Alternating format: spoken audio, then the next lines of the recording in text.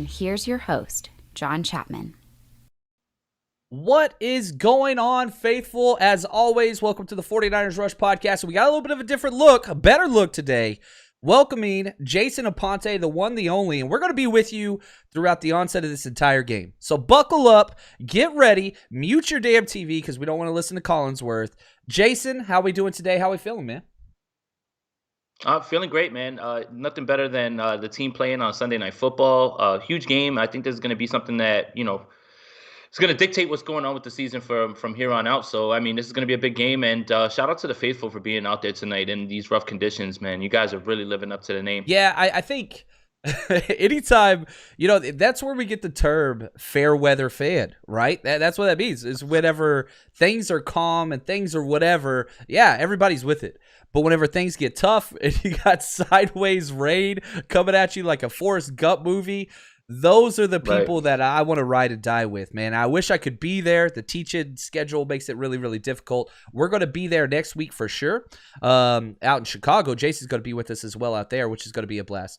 But, man, shout out to the people that are there.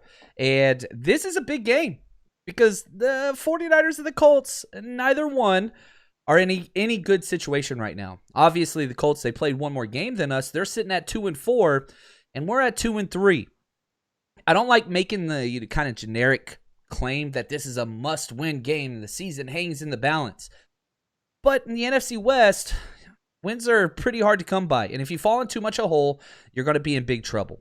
So, Jason, let me ask you this. In a sense of what the 49ers have to do today, what are some of the keys to the game that you're looking for as we're about 7 minutes out from kickoff? Kind of take us through some of the things that you're looking for. Well, obviously with the weather, passing is going to be difficult. And it's going to be, obviously, if the weather was good, the 49ers would want to get back to running the ball. But now this becomes a necessity at this point. I'm really interested to figure out what they're going to be able to do in the passing game, how they're going to set all that up. Is it going to be more of Deebo Samuel behind the line, manufactured touches in that way?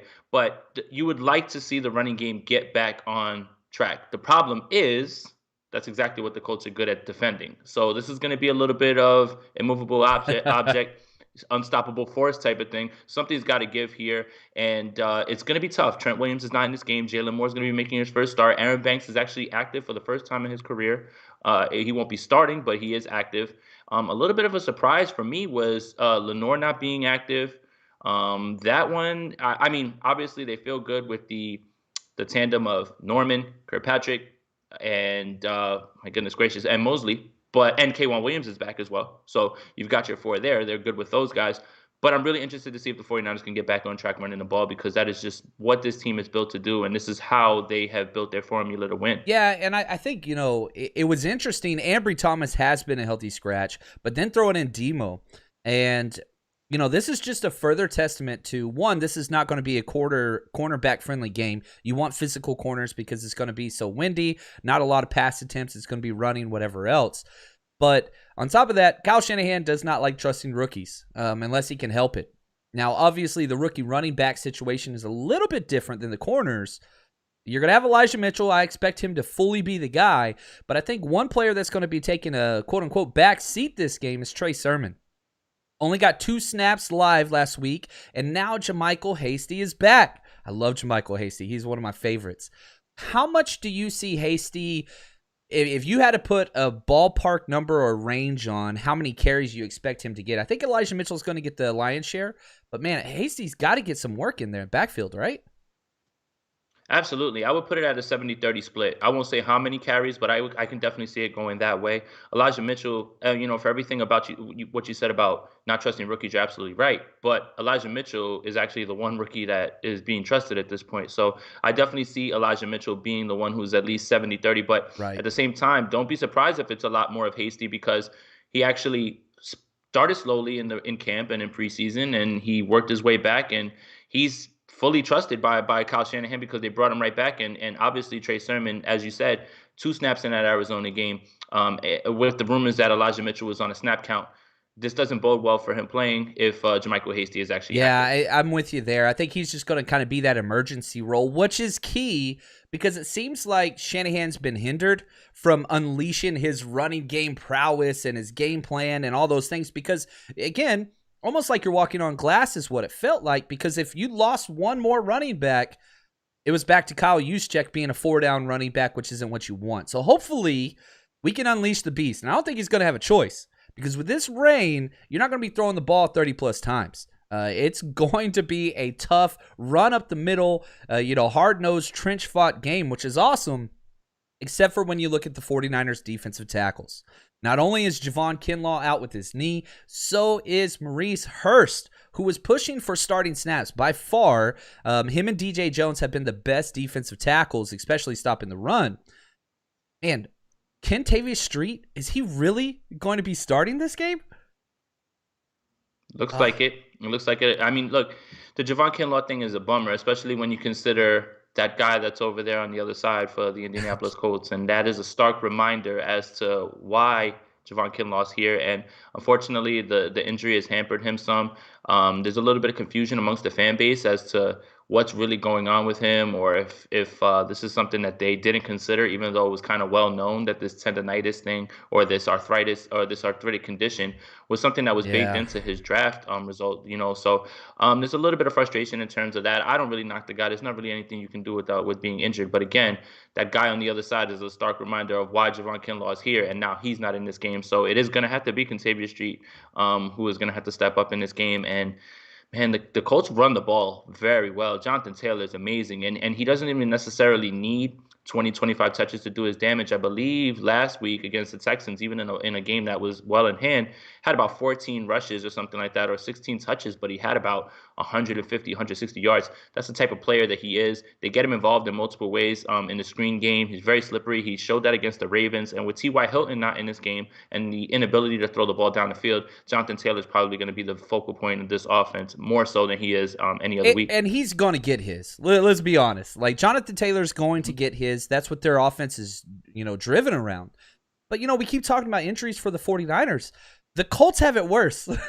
They're missing far more starters than we are. They're missing 2 wide receivers from last week, starting wide receivers, cornerback, they're starting free safety. And it goes up. Both these teams, every team in the NFL, has gone through injuries. So, again, I'm not one to push that narrative of, oh, man, we got the injuries and blah, blah, blah, blah, blah. No. That's 2020. That was a historically awful year. But the narratives in this game are going to be fun because, one of the things that I love, I was coached linebackers when I first got into the coaching industry. I love linebackers. We have not only the highest paid linebacker in the NFL, but the second. So you're going to have Darius Leonard versus Fred Warner, even though they're not on the field at the same time. Trust me, for these 2 players, this game matters, and they will be competing against each other the entire time. So, Jason, man, come on, real quick off the top of your head, who's going to have the better game between Warner and Leonard? It's going to have to be Warner for the 49ers to win. So I'm going to say it's Fred Warner, just because the 49ers total defense has been actually very good, but they have struggled to slow down the run. And a lot of that early on in the season was missed gaps. Guys not just reading their keys, being in the right place at the right time. And I think that a lot of that is being cleaned up because not only is Fred Warner, obviously, who we believe to be the best middle linebacker, that's right. Azeez Al-Shaair is taking very big steps for this defense. And I think that's something that I continue to point to as a positive. His development continues. So it's going to be a very good test for both of those guys. But I think that they're up to the challenge because I think that this roster, this locker room, they feed off of Fred. He's their leader now that George Kittle is not there. And I think that he's going to lead the charge to get this game in because this is as close to a must-win as there is or there can be in week 6. Yeah, I think you kind of hit it on the head. And you even said George Kittle's not going to be there. It's National Tight End Day. Are you kidding me? I know. It hurts. It hurts the heart. I want to say shout out to Ryan. Thank you for the gift, my friend. He says, thank you guys for doing this. Go Niners. And that's kind of the idea. The whole reason why we're doing this, Jason and I, man, 1, we love the 49ers. 2, we love you guys. It's all about the community. And this is something we've been wanting to do. I know myself, selfishly, but coaching has been rough. I had an off week, so no game this week, which was huge, so my voice is a little bit more rested. I'm not yelling at high school kids from across the field. But, man, we want to give you guys the experience. So, please, share this, like this video, help us out in any way we can. And before the game starts, Jason, please, man, I know everybody knows you. But, man, can you pitch your show and kind of where these people can support you? Because you're one of the best in the business, as you guys are going to find out today. So please let us know, man, how can we support you? Well, I appreciate that, John. It means a lot coming from somebody that I respect, that I consider a colleague, and someone that is a peer as well too. So that really means a lot. But yeah, on Twitter at Jason Aponte 2103 is where you'll find my silly memes and thoughts about the team sometimes. But on YouTube, Jason Aponte Sprint Right Option Podcast with Andrew Pasquini. We do that once or twice a week. It's just two guys talking 49ers football, and yeah, that's where you'll find Dude, me. I love it. Now let's hear from the faithful that are watching the show. I'm seeing Australia. I'm seeing all over the place here. Let me know where you are watching this. Where are you listening to us? Please let us know. I'm seeing Ireland. What's up, Johan? I see you there, buddy. He's always with us. Where is it that you guys are turning in right now? Even if it's from your home in San Francisco, let us know. We want to build this community, and I love seeing where everybody's at. I'm in Pasadena, California. Jason, where are you recording from, man? New Jersey, actually. I mean, New Jersey, New York, same area, about 15 minutes from New York City. So, yeah, I'm an East Coast guy who loves to talk about the 49ers, especially since I'm stuck in Giants and Jets country. Oh, you got some friends. I see somebody from Rochester, New York. I love it. Or Rochester. There you go. Rochester. There we go. Yep. All right, we got kickoff. And depending on where you are watching and or listening in the delay, we apologize about that. A lot of that's YouTube's fault, not ours. But the opening kickoff, get this, we return to kick, which is huge. And the offense starts it. We got good old Jimmy G, number 10. I'm supporting the jersey. I keep saying this is probably the last time I'm going to get to wear this jersey on game day. But Jimmy G steps out there. Yeah, I mean, you know what's funny too is I wanted to touch on this because they were kind of touching on it a little bit earlier. Both teams have replacement kickers at this point, place kickers. So Rodrigo Blankenship's out in this game. Robbie Gould's obviously out. So Money Badgers over there on their side, and Joey Sly, who is the most cut-up kicker in the league, is on our side. So I think it's going to be interesting to figure that out because this game figures to have some field goal attempts, and it's going to be interesting to see how that happens. And right off the bat, Jimmy sporting two gloves to come out to handle the ball. Nice play action. And again, we can't do the play-by-play all the way like we like to. Got the NFL stepped in and kicked Chapman in the face. But nice opening play, going out to Debo, not quite a first down, 9 yards, and then you follow that back up with an Elijah Mitchell run right up the middle for a first down. So, again, Jimmy G has talked about rhythm, establishing rhythm early, which they have not done offensively. Nice back-to-back plays to start this game with the first down. Yeah, and I like the first play because Garoppolo saw something, checked out of it. I think that's really good, and I think that's a little bit of an underrated aspect of his game.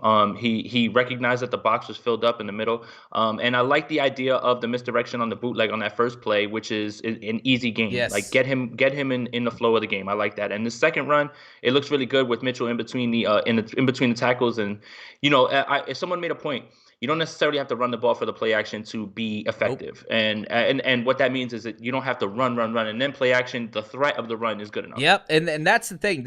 We said before, it's going to be a tough game. And 2 out of 3 of the plays, Jimmy G's audibled. His can call, which flips the play or audibles from a play to a pass or vice versa. And that was a tough run right up the middle on 1st and 10 by Elijah Mitchell, again, out of I formation. And you're running into a 9-man stacked box, but it doesn't matter. And shoot, let's give shout out to freaking Charlie Warner. He was moving that pile with them. I love it, man. 49ers offense coming out tough. Yeah, and I think that Elijah Mitchell, for all the lightning comparisons and Mini Mostert, I think that he doesn't get enough credit for how physical he runs, actually, and how slippery he is with missing tackles. So, I mean, I think that this is a good sign to start the game, and I think this is something the 49ers are going to have to continue to do to impose their will, because right now in this reign, it's all about who wants it more, and I think the 49ers should come out here and try to impose their will as best they can, because it's going to be a long way to winning this game. It is. Nice Trent Sherfield catch, and that's 2 plays where you've booted Jimmy out, getting him out in space. He's not the most mobile guy, but, man, nice, easy completions. Here we go, end around Ayuk. Brandon Ayuk side, he's got blockers. He does a flip. Did he fumble it? He's still got the ball. Goodness. That was a tough 3 yards, but I love that they're manufacturing touches for Ayuk. You got to get him involved in this game. Right, and again, I like the bootleg stuff, and give credit to Jimmy on that throw, across his body, off of his back Yep. foot, to Sherfield. That's a tough catch too, because the ball basically got there at the same time as the defender too. So credit Sherfield. I'm a little bit behind now, so I'm about to get to see this IU play as well too. Um, Yep, I love the idea of getting him involved, right? Like it's almost like you want to keep him engaged. Wow, he got flipped. You want to keep him engaged. You want to make sure that he's involved. Yes, but yeah, that's the thing, right? I think that a little bit of it is like sometimes if you're gaining confidence, it's about, okay, do they want to get me involved? Are they getting me the ball? And I think Mitchell, that's a good freaking, sign because yes, I'm sorry, Jason. That no, you're Elijah good. You're Mitchell good. is turning it on. I freaking love it. I love it, man. Running off tackle to the right side. Again, I don't like Mike McGlinchey very often. I know a lot of people don't either. But man, he sometimes whenever he run blocks, it does very well. Nice pickup block by Juice. And man, again, Charlie Warner again getting out there and pancaking the nickel back to spree Elijah Mitchell for the huge run. Oh, I love it. Another first down. And then one more thing too, again, is Jimmy Garoppolo with the check Yep. and the check at the line, and then Alex Mack sliding the protection as well too. I think that that's something that for everything that we want from Trent Williams, for Trey Lance, I think that that's something that's a little bit missed is the understanding of where to go with the ball. Back-to-back first down runs by Elijah Mitchell. He's cooking, and they're hitting off the right tackle. They're hitting off the left tackle. A lot of cross blocks, and what they're working are these tight ends. The tight ends. It's National Tight End Day. Ross Dwelly out there freaking knocking some people down, and I love it. And, we talked about Darius Leonard. He got 8 up on this play. It didn't work, man. And that's Jaylon Moore, rookie Jaylon Moore filling in, sealing the all-pro linebacker. I mean, that's big. I mean, again, if the kid can get confidence, obviously there's going to be some sort of drop-off when you're talking about Trent Williams and the player that he is, because he's the best. Touchdown 49ers, Go man. ahead. I love Elijah Mitchell. Wow. They've completely imposed their will. That's what we want to see. That's the football we want. 8 plays, 78 yards, 6 rushes, 2 passes, just bulldoze them. And man, right up the middle, they just attacked. And man, that was just incredible. And also, I'd like to say this. That was Mike McGlinchey sealing DeForest Buckner for the gap to get into the touchdown. Just like we all thought. I mean, this is exactly what the 49ers needed to do, honestly. And yeah, you're right. Just like we all thought. Did you have that on your 2020 bingo card? Not. But no, I mean, Elijah Mitchell is showing good vision here, but there's holes that you can run a Mack truck through, and I think that's sort of what we were looking for from this offense, that 2019 vibe of just executing. I think that's what it all comes down to with this team more than anything. They're not a bad football team. They're just not executing properly, and when they're rolling, this is what you can expect from them. I'm taking a look now. Wow, what a good cutback. It was really, really good. And, what do you put that on? You put that on the offensive line. Okay, again, whenever you're looking at, oh, man, they missed the damn extra point. We missed the extra point. Special teams. Kickers. Special teams. Oh, come on. Yeah, let's get our kicker correspondent in here, Jason Aponte. Give us your view on kickers, man. Go for it on every 2-point conversion and every 4th down. No, I'm just kidding. I mean, hey, look, it's slippery out there. Again, Joey Sly's only been here for a while, so I wouldn't say that it would just be only him that this is going to happen to. This is just going to be a reoccurring thing because of just how bad the weather is. So I'm not going to go crazy about that. And it's a backup kicker, Joey Sly. I like him as a backup kicker. He's got the leg for sure, but yeah, that wasn't it. And I'll say this too: what you want is the offensive line was gelling smoothly. No, the best offensive lineman in the NFL is not playing today. You got a rookie in there at left tackle. Yep. Seamless, right? You've got the quarterback, Jimmy G, made 2 simple throws, but even more important than that, he switched 4 plays out of 8. That's something you don't get with Trey Lance. Not that I'm knocking Trey Lance or anything like that, but again, what are Jimmy's strengths that allows this drive to be so conducive and successful right there? And then, of course, the hard running. Tight ends as well, man. Holy cow. Charlie Warner had 2 key blocks. Ross Dwelly had a key block. Mike McGlinchey had a nice block. That is the way the 49ers offense works. And if you're betting with us, baby, I bet big time 49ers to score first. Cash that money, baby. Cash that money. There you go. And I think that we have to attribute a little bit of this did anybody notice what hat Kyle Shanahan's wearing today? Oh, it's this one right here. Is it this one? I think he went back to the Shanahan. I think Ooh. he went back to the Shanahan. So I don't know if whatever. Let's just let's just say that this is what's going on. But yeah, absolutely. I mean, this is how the 49ers are going to thrive. This is how they were built. They're built in the trenches on both sides, defensive line, offensive line. And Elijah Mitchell has had a great start to this game. And for you fantasy players, I got a ton of questions today about Elijah Mitchell or like Antonio Gibson, and I was advising people to play Elijah Mitchell and just stick with him, man. So I mean, if you did, then you should be pretty Right. happy I mean, right that now. that was huge. And again, you look at just the plays that were picked, okay? So you come out right off the bat, 9-yard gain. Then you got a 4-yard run, 5-yard run. Then you've got a 9-yard reception. Then you've got a 3-yard end around to Ayuk. 20-yard run by Elijah Mitchell off the right tackle, 14-yard run off the left tackle, then a 14-yard run up the middle for the touchdown. Those are explosive plays. 14 yards is an explosive play. And to have 3 of those back to back, that says a lot about the identity of what this team could be. And again, you look at the Colts, they're one of the best run defenses in the NFL. Not so far. Not so far. Yeah, they allowed 4 per game, and that was the second rushing touchdown that they've allowed this season so far. And that is just a testament to what the 49ers want to do. I mean, listen, everybody in the building knew that the 49ers want to run the ball. So I think that the hardest thing to do is to run the ball when everyone knows you can. Can you do that when they know what's coming? And that's exactly what happened here. So again, great start to the game. You couldn't ask for a better script to start. So, yeah, I mean, the 49ers have to continue to build. That was a great scripted drive. And again, I want to kind of touch on what you said about Jimmy Garoppolo, because I feel like that's lost in the shuffle at times. His ability to check out a play, check into the right play, shift things over to the right. It's like you said, not a knock at Trey Lance. It's just something that he hasn't developed yet because the guy's only started 1 game in his career. But I think that's something that gets overlooked when we talk about Jimmy Garoppolo a little bit. All right, nice tackle. Is the ball out? The ball's out on the very first play. I think the Colts got it back. 2-yard rush tipped up the middle, and man, that ball came out. 49ers are saying they have it. No freaking way. 49ers got the ball, baby. First play. Talk about coming out hot. Whoo! Who got the ball down? Is it DJ Jones who got on top of it?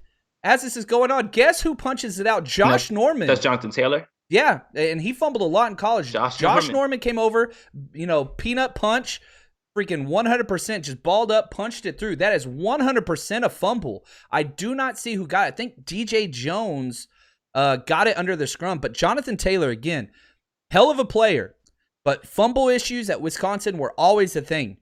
Josh Norman, who nobody wants to start. I'm going to be honest with you, coming up clutch. Oh, I love it, man. That is incredible. 1 play, turnover. Now the 49ers get the ball in the red zone, just outside the red zone at their 26, 27. And a little bit to what you were saying, here it is. I'm taking a look at it now. Great peanut punch right there. And that's that veteran presence, right? That's what Kyle Shanahan wants to bank on, right? And I understand, hey, listen, Josh Norman's at the end of his career. That's fine. But at the same time, that wily veteran presence, that's something that you want to make sure that you get in on. And yeah, the 49ers are rolling right now. Another touchdown right here will make things really hairy because you're going to have to throw to get back in. And you come out first down run, Elijah Mitchell off the right tackle. And, you had Kyle Juszczyk leading the way, but also Brandon Ayuk. Brandon Ayuk sealing the corner on the edge. Great blocking downfield. 12-yard gain on first down. Now you're in the red zone. And the 49ers, everybody talked about their back against the wall the bye week. They're coming out swinging now. I love this. Oh, we got a penalty. Something's going on here. I don't think they got the snap. One more thing about that run, because I got a chance to look at it. Yes, the Shanahan is back, the red one. So that's the same one you're wearing. It's back. But Alex Mack, again, here pointing out to the left direction and kind of swinging the play the other way. Just knowing the numbers and just knowing what they were trying to do there. Again, the team looks focused out of the bye week. This is exactly what you wanted to see. The preparation, the execution. You want to see all those things happen. Yeah, and I mean, you talk about coming out swinging. Besides the missed extra point, no negative plays to this point, and you're swinging. Now, the refs are confused as to what's going on here, but that's okay. They're trying to figure out what's going on. I think they had a clock issue. Yeah, they just reset the clock. That was the issue. Okay. So, no big. But, again, back to the 49ers offense, you're flexing. And so, do you just keep pounding it here, Jason, or is this a good time for play action, put it in the end zone? See, I think that's what makes this so fun is that now, once you establish the run, now the play action becomes much more potent, and I think that you can do that, especially when you Yep. move Jimmy. When Jimmy has a chance to move out there and there's an easy throw in front of him, I think this is the way to do it. And I think that especially with George Kittle not being there, and you're not going to be able to really take downfield shots with all this weather. I think that this would be a perfect time for you to dial something up off play action, something where you get Jimmy an easy throw, which will lead to a large gain after the Yeah, catch. and they brought Debo out of the backfield and threw a screen, but they read it. And that's one of the plays we put on film. And shout out to them. They played that perfectly well. Now it's 2nd and 10. He got back to the line of scrimmage. Jimmy G's under center. We got I formation with Dwelly as the fullback. Here we go. Play action. He's got some room. Nobody's open. Just throw the ball away. Very good. One of the things that I hate about Jimmy is he never throws the ball away. That was a perfect decision. It's 3rd and 10. You're in field goal range. Actually, maybe not field goal range with this weather, but live to play another day. Live to play another day. Yeah, and that's part of the nuances of playing quarterback as well. Everybody wants the flashy plays, but everybody needs to realize that sometimes the best play is the play that you don't make, or the one that doesn't result in anything bad. And I think that shows a quarterback who's in control right now. So I'm about to take a look at it right now. Yeah, I mean, that's going to be a tough throw, especially on the run with the wet ball and everything as well too. So I'm not going to kill him. It looked like a little bit that Sanu had some separation and that maybe he could have tried to throw it into Debo, but that still would have put the ball in harm's way. I like that. Oh, Jimmy G throws it out on 3rd and 10. Somewhat of a contested catch. Hasty was out there looking for him in the corner of the end zone. It was much more of a throwaway than a targeted anything. Now it's 4th and 10. I think you got to try to kick it here, Jason. You're the anti-kicker guy. What do you do here? Get sub points? No, yeah, no, you have to try to do it. I mean, I know what the book is going to say on this one, and it's not going to say go for it on 4th and 10 in these conditions. So you definitely have to go for the kick, no matter how much I don't like it. Yeah, Jimmy is moving. That the calf contusion that kind of kept him out of this and all those things, he's moving. He's getting out on the perimeter. We got a 34-yard kick. Here we go. Good snap, good hold. Kick is good, baby. Kick is good. 49ers are up 9-0 in the first quarter. There's still 8 minutes left in the first quarter. Like, this is the 49ers are going now. I love this. Yeah, and it puts the 49ers in a good spot because right now, obviously the game's not out of hand or anything like that. So the Colts don't have to get crazy and start to try to throw the ball, especially in these conditions or anything like that. But you're kind of establishing yourself. You're setting the tone. The place is juiced right now for as many people are actually there with this weather. So everything's going. This is probably a perfect start, I would say. I mean, the only way that it wouldn't be the only way that it could be better is if they would have scored a touchdown here. But I mean, if you said that they were going to get points on both possessions, then that's all you can really ask for at this point. Yeah, I want to say, Paul, thank you for the gift, man. He says we got to figure out this broadcast to catch up. Yeah, we're working the kinks out. This is Aponte and Chapman's first call back to back, so you guys are getting in, before it was cool. So I just want to say you're welcome there. But he goes on to say thanks for doing this on Sunday night. Much better than the quote unquote analyst voices. Yeah, man. We love football. You guys love football. That's why you're here. Collinsworth is Collinsworth. Michael's. They are what they are. That's cool. But man, I know so many times whenever I'm watching those national broadcasts, I'm just like, these people don't know crap about this team. They don't know anything about this team. And that bothers me. And so like I want to bring that here.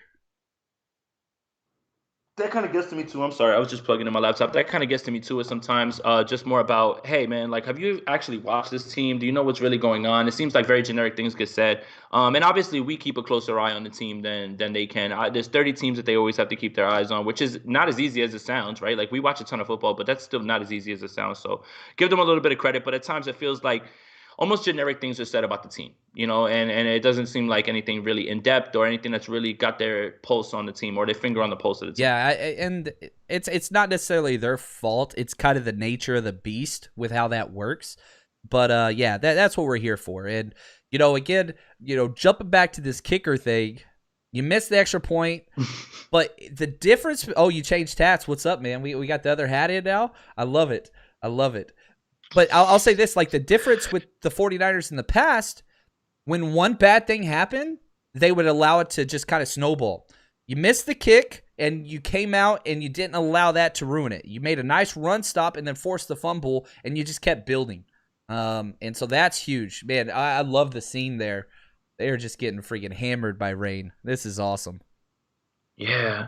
And I mean, it's so insane just because, in California, the rain isn't something that's normal. Like on the East Coast, this just feels like, like the 2019 Mud Bowl in Washington. I was there for that game. That didn't really shock me Yep. or anything like that. This is because it was something we're used to. So like to have this happen, in California when this isn't the norm, I think that's what makes it a little bit more weird. If this game was in Indianapolis with no dome, then you could see something like that happening. But, to have this happen in California, I think that's what's a little bit more of the shock. But look, man, the faithful are out there in ponchos, hoodies, everything, Yes. man. You really can't knock any of these guys. And some of the tickets and how much they were going for, it's really shocking because even in Washington, I got my front row tickets for Did you $9 really? at that game just because it was raining that hard. Oh, here we go, baby. Oh, dang. They had make that tackle. There we go. Nice tackle for loss on the first play by Aziz and Fred Warner. And another thing that we didn't get to mention beforehand, one of my matchups that I'm so excited about is Nick Bosa versus Eric Fisher. Way back in the Super Bowl, you remember Bosa just owning that man all game, and right off the bat, first play, I mean, Bosa's going to have his way tonight. He's got to make him count. Yeah, Eric Fisher is, I think his reputation is kind of carrying him at this point. He hasn't been playing like up to his No. level, anything like that. My goodness, he was he was all over. He literally drove him right into Carson Wentz at that point. But yeah, and Quentin Nelson's back in this game too, and I don't know how we didn't Oh, really talk about that as well too. yeah, Quentin Because Nelson's back. He's a beast. he's the best in the game. Nice pass breakup by Emmanuel Mosley to force 3rd and 11. And in this situation, not where you want to be. Not where you want to be if you're the Colts offense. And everybody say we got corner issues, but the turnover caused by Josh Norman and then the awesome pass breakup by number 4 right there, just driving on that slant. That was an incredible play. Yeah, Emmanuel Mosley has been playing so well, and I feel like nobody's really talking about that at all. And this is great recognition right here. Giving up not enough on the cushion and just driving on the throw. That's all recognition and understanding route concepts. And now 3rd and 11, the guys get to pin their ears back, deep and ball. this is where you want to be if you're the 49ers defense. Oh, and it's completed. And flags down. It looks like probably going to be a defensive pass interference and a deep ball, which we are notorious for. And guess who it is? None other than number 26, who's good for at least 2 pass interference call every single game. And this was pass interference and still completed it. Now, the one thing I will say that was different, though, is D'Amico put him in a good position because a lot of times we'll play that press man on the outside on 3rd and long, and I hate that because it forces our corners to turn their back to the quarterback. He was playing Bell technique on that. He just got beat. That's all that was. And 100% Yeah, and credit Carson Wentz, man. The pocket was closing around him. He moved up. He made a great throw in the rain. And Michael Pittman's a dog, man. So yeah, I mean, obviously that's not where you want to be, or you don't want to see that from Josh Norman. But it is something that he is a little bit notorious for. Is when he gets beat, he kind of panics and bails a little bit. So yeah, I mean, shout out to Carson Wentz on that one. That was some great pocket maneuvering there. That was a 50+ yard completion. Which in the rain is pretty difficult. Nice catch there by Pittman, but man, that pass was for real on the spot. Nice run up the middle. Again, Jonathan Taylor at some point's going to pop off. So you got to be able to limit that. And again, wherever number 95 lines up, that's where they're going to be running the ball. So keep an eye on number 95. If he's on the right or left side, that's who they're running it against. Right through his hole every time. Yeah, let me take a look here. So yeah, that's a misdirection. They start the fake one way. That's a good tough run for him right there, actually. So yeah, I mean, I agree. I mean, he's gonna eventually get it. He's too good, and that's what we talked about pregame. Is he doesn't necessarily need too many touches, but I have a feeling that he's gonna get a ton of them, especially when you consider the weather. Jonathan Taylor's a really good back. He is. Bosa had him wrapped up there in the backfield. He slipped out, but now we got a 3rd and short. And it was funny, Bosa, as soon as the play was over, he looked at his hands like, "What happened?" It's gonna be slippery. It's gonna be like that all night long. And you could tell there's some heavy plodding going on. That ground is saturated. And so this isn't going to be a huge speed game. This is going to be a tough mudding game. It's going to be 3rd and 2, 3rd and 3 here on the 3rd down play. Yeah, and look, yep, Bosa, I just saw it. Definitely just put his hands out like that as well, too. The ground is already tore up. There's a bunch of holes there right now at this point. But yeah, I mean, this is something that you're going to have to deal with. And you're going to have to just, instead of playing fast, you're just going to want to make sure that you're reading your keys and you're playing your hole and your gap correctly. That's the only way. You got to stay disciplined right now, and you just got to make sure that you're in a good spot. That is going to be a walk-in touchdown untouched to Mo Alley Cox just in the flats. I think it was just a miscommunication there on the defense. Jaquiski Tartt, I don't know who he was guarding. He was lined up on the tight end who just ran an arrow route.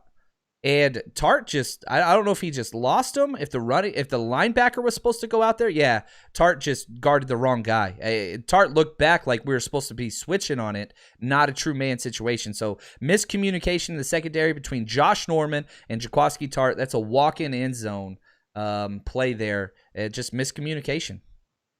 Gosh. And that's what Kyle Shanahan was talking about all week about, we've been beating ourselves. And that's why, I kind of been preaching that a little bit. It's just, yes, things haven't really gone their way, but execution is really what it points out to. I'm taking a look at the play design right now, actually. So it's a play action sending that way. Yeah, so right. So exactly, that's it. Like Tartt looks back at Norman like, hey, man, what happened here? So they definitely just had a miscommunication there. That's something that needs to get cleaned up. But credit the Colts for exploiting it, and easy pitch and catch, man, for Mo Alley-Cox. Yeah, I mean, it was just a simple rub route. But again, what happens is, we have a call called banjo, and we'll see the 49ers do this sometimes, where the outside corner takes first outside release. So if the number one wide receiver cuts in, you basically just pass off. And the inside guy, Tartt, in that situation, would stay with the inside. Well, they both went with the inside cut. So they didn't know what the call was, Nice. And so Norman thought he was in man, and you got Tartt thinking it's banjo. They missed it. Just complete miss there. Now, how do you respond, right? So again, they had the huge deep pass and pass interference, which was, negated, whatever, because he caught it, and then the blown coverage. Outside of that, you've had two bad plays. 49ers need to respond. That's it.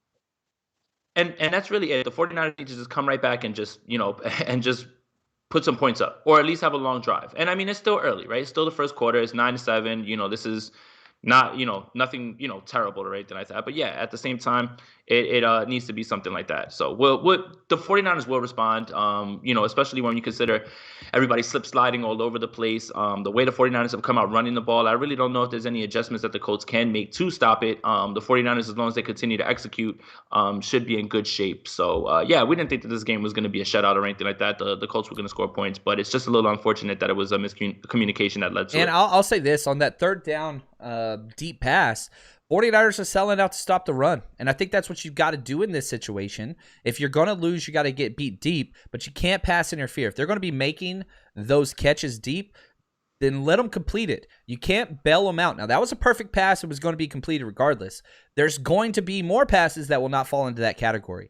Pass interferences have bailed out opposing teams, and a lot of it's Josh Norman. He's got 4 defensive pass interference now and 1 defensive holding call.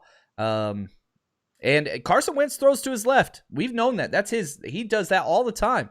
His left to the defensive right. That means Emmanuel Mosley, our best corner, sitting over there being neglected. Yeah, and I mean, even if, let's say, Carson Wentz wasn't going, good as going to his left, I think that anybody else would be attacking that side of the field anyway, just because he's there. And that's not to say that Emmanuel Mosley is just like shutdown corner that you need to absolutely avoid. He's been playing very well, but I wouldn't call him that. But at the same time, if you're looking at straight up matchups, I think that would be the place that you're going to want to attack is the left side. So we're going to find out real quick what it's gut check time for Josh Norman a little bit. Can he bounce back? Because even after in that Arizona game, we got the kickoff here. I know I'm probably behind. I just saw Trent Cannon. Yeah, I got back to the 25. But yes, I see it. So at least he's there at the 24, right? So I think we're starting to line up a little bit closer to our streams. But it's in that Arizona game. What I was going to point out was, yes, he had those pass interferences, but he actually played relatively well for the rest of the way in that game. So we're going to find out real quick gut check time with him, where he's at and where his head's at. And of course, here it is, guys. Take a shot. DeForest Buckner trade was announced. Drink time. Take a drink. I'm drinking my coffee so that I won't slur my speech the entire time with you guys. I might change that at halftime. Oh, man. DeForest Buckner. Nice outside toss on first down, 6-yard gain. It seems like Mitchell's going to be the guy, and they're just going to bring in Hasty on third. It's 2nd and 4. Jimmy's under center. Single tailback. We got play action. Juice is protecting. Jimmy G, nice throw over the middle. Caught. Debo breaks the tackle past the 50. Woo! We are now in opposing territory. Nice play there by Jimmy Garoppolo and perfect protection. Jimmy G is not being touched at all so far. Yep, and Kyle Shanahan looks to be in the bag. Yes. I'm joking around him being in the hat, but he's in the bag right now, and I'm going to get a chance to take a look at it right here as well. Let's see. Oh, man. All right. Nice pass protection all the way across the board, including Jaylon Moore, who it's early. He has looked really, really good, guys. Really good. All right, here we go. 1st and 10 at the 42. I formation use check at the fullback. I think Hasty's in there right now. We got a run to Hasty. Is that Hasty? Nope, it's Mitchell. Sorry, I apologize. 2-yard run right off of Laken Tomlinson in the left guard. Yeah, I love the play calling, man. I'm loving it. And I feel like it's building steam. And I feel like we're having complimentary football right now on offense. Yeah, this looks a lot more like the offense that we're used to seeing. And I think that that's what the 49er fan base wants to see. They want to see, getting back to basics. And that's what I think, a lot is lost when they talk about, Jimmy Garoppolo starting. But yes, when the offense is rolling, he can execute this offense. And we've seen him do that. So I think that that's something that, people need to keep in mind is, yes, obviously you want the rook to play, but I think that this season isn't lost. So if they win this game, he's the one who can execute the offense right now the most efficient. I love it, man. Point. Nice run there, just for 2 to 3 yards, tough fought yards. But one thing I liked right there, we're in a 3 wide receiver set. No 1-7 is out there, Travis Benjamin. Instead, Juwan Jennings, who has showed a lot of promise. And even though it's a run play, his physicality, awesome run block right there. I love that he is getting snaps. I hate that he was inactive last week. Yeah, and man, that's the thing, right? And I think that a lot of what happens with the personnel is dictated towards what's the game plan, right? So I think that a little bit of what kind of frustrated me with Travis Benjamin being there was if you weren't going to take many shots down the field or if you weren't going to throw the ball that much or have those sort of things, then it shouldn't be Travis Benjamin. And yes, Juwan Jennings is somebody who can block. He has that dog in him. That's all we heard about when he was drafted. And, that was a freaking awesome play. They had Jermichael Hasty out of the backfield. He just tripped. He just fell down. Don't know if the ball would have been on target or not, but he tripped over himself. And that was a wheel route out of a two running back set. He had him. And that was the throw. It was a nice throw, too. It was nice. I could have called holding or, whatever. We're kicking a 56-yard field goal. Are you insane? Are you insane? I guess they're not insane because it's good, baby. That's a 56-yard field goal. What? Joey Sly? Hey. Get him, biceps kicker. Get him, baby. Woo! I love it, man. It's that beard, man. I think it's the beard more than anything. But that Sly had the leg, and I believe somebody tweeted earlier that he was making them from 60 in this range. So I don't think that they're that afraid in terms of taking these deep shots. And hey, say what you want about the extra point missed. That's 6 points off the bat for him. Sure good from 59 it would have been. And I tooted my horn earlier on nailing a bet. I said no way over 1.5 field goals just because of the weather. I was wrong. That's 2 field goals in the first damn quarter. So hey, keep them coming because points are going to be at a premium. I don't think this was one of the lowest over-unders of the week. The NFL wasn't expecting a big scoring performance from either team. So anytime you're getting these points up, and again, we're up to 12 points in the first quarter, I have no qualms with that whatsoever. Offense is humming. We're getting some good stuff going for sure. And it's kind of nice to have a kicker that can make kicks from 50 yards out, huh? Yeah. And I already know this is going to happen. Like, let's move on. Later, gold. I'm seeing it. All those things. Gold's safe, guys. I'm just going to tell you all that now. But his cap is too big, and he just extended him. Yeah, he's not going anywhere. Whenever he's healthy, he'll come back. But we'll see here. Happy Crop. I love it. Thank you for the gift, man. What would I do without 49ers Rush? Aloha Chapman. What's up, man? Aloha, brother. Glad that you guys are with us. Hopefully you're enjoying this. And again, if y'all have questions, man, tag me. Put @John Chapman in there as we are filling this up. We got a lot of people in the chat room, which is incredible. And again, we're on commercial break, man. We can get a little off script here. If you want to know about, some personal stuff, any of that kind of stuff, throw that out there. Let's have a good time. This is just us hanging out, man. We're hanging out watching the game together. That's what this is about. Because again, friends don't let friends listen to Chris Collinsworth. It's just it's not okay. It's not a good thing to do.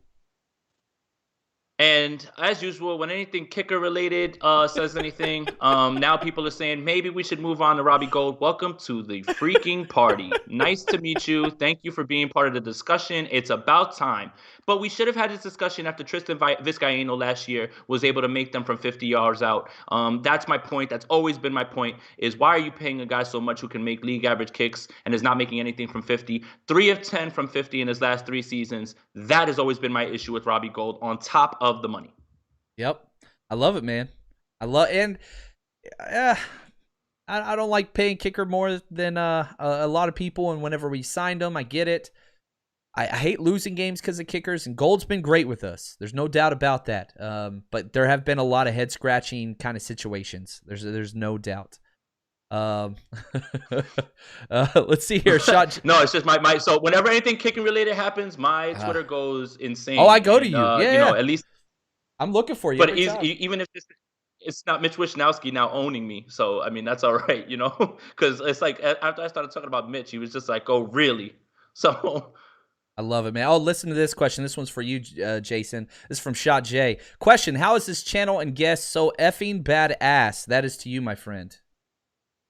Oh, I appreciate that, man. This is a lot of fun, and that's really humbling to hear, man. I'm just having fun, and I'm just a guy who likes to talk football. That's all. That's what it's about, man. All right, Colts are out, 1st and 10 at the 25. Play action, no pressure. Oh, man, Josh Norman got both of his hands on it. Awesome break, drops the interception, and this is kind of what the game is going to be. They're going to keep peppering Josh Norman, and he likes to be physical, but if he makes plays on the ball, he can play. Almost got the interception right there. It almost had 2 turnovers by Josh Norman in the first quarter. Live by Norman, you die by Norman.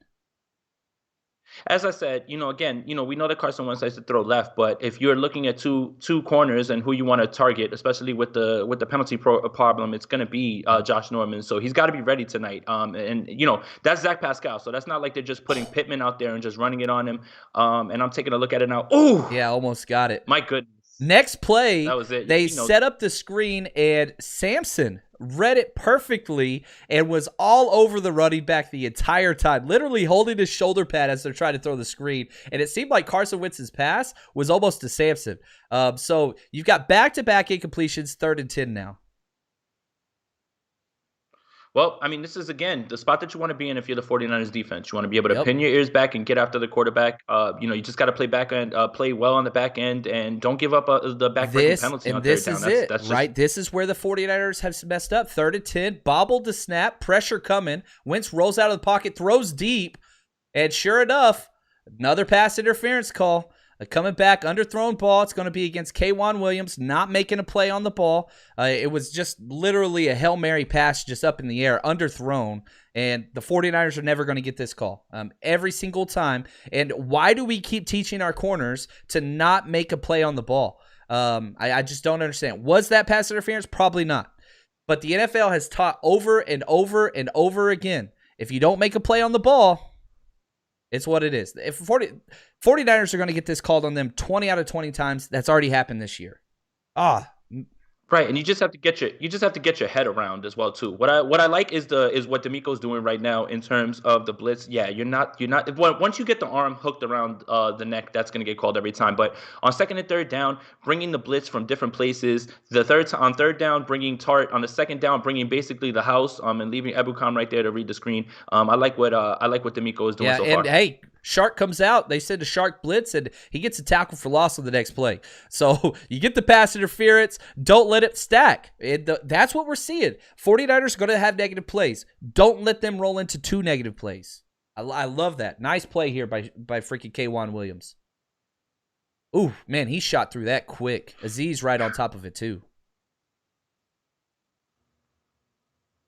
I mean, I'm behind, so I'm waiting for it to come up. But again, that's the 9th pass interference call. 9th. That's something that just can't happen on the back end. So, my stream is a little bit lagged right now. So let's see. Nice play there on 1st down. And there that's Naheem Hines back there. Jonathan Taylor's going Jonathan Taylor. I think he broke 3 tackles right up the middle. Fred Warner missed. Had a lot of people miss. K'Wan Williams missed. Jimmy Ward eventually brought him down 1st and goal. I think that was a 35-yard run. And again, just right up the middle. We were in position. Perfect position. K'Wan Williams missed. DJ Jones missed. Aziz missed. And finally, Jimmy Ward brought him down right before it. And, I mean, it was there. And that wasn't, we had Eric Armstead on the inside and DJ Jones, and they played it correctly. Now it's 1st and goal from the 2. Gosh. That's, man. Well, that's 2 missed tackles. Yep. It's just slippery out there, and he's fast, man. I mean, for him to get away that quickly and with 3 people around him, obviously they're running in mud at this point. But yeah, I mean, Man, this game is shaping up to be. I thought this was going to be in the vein of like a 15, 11, 12 game. They're about to break the over probably before the half if this continues. I think it was at 43. And yeah, they were there. Nice tackle for loss there by Azeez. Just shot the gap, read it perfectly. And again, another good play by the defensive tackles. That's been huge. If they can keep doing that. Now we got 2nd and goal from the 4. They might not run a play here. There's only 5 seconds left in the quarter. I think they're just trying to get them to jump. 1 second left. Yeah, there's not going to be a play. So that's going to do it through the first quarter. 49ers are up 12-7 going into the second. But, Colts, they're pressing. They're threatening for sure.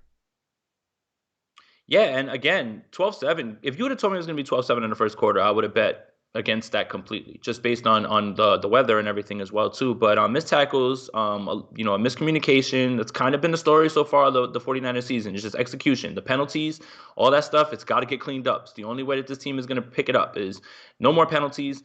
Execute better, know your gaps, know where you're supposed to be playing, and a great tackle by Azeez Al-Shaair, man. I get impressed with him the more and more I watch him play. I've been loving watching his growth this season, especially with Dre Greenlaw being injured. Yeah, I'm a big Greenlaw guy, and I was worried about Azeez because he's a little over-eager at times, but man, he has really corrected his missed tackles. And so, he's always in the right place, but he's kind of like Marcel Harris, who we haven't seen much of this game yet. He gets there, just sometimes didn't finish and follow through. And Trey Greenlaw, probably one of the best tacklers in the NFL. But, man, Azeez has been incredible. Our linebacking core is very, very solid. And you can go back to training camp because we traded away Jonas Griffith, right? And that's kind of what we had. Oh, I want to say thanks, Chris. Appreciate the gift, man. He says, how do you feel about our horns this year? Hook 'em Longhorns. Yeah, not good, brother. Not good at all.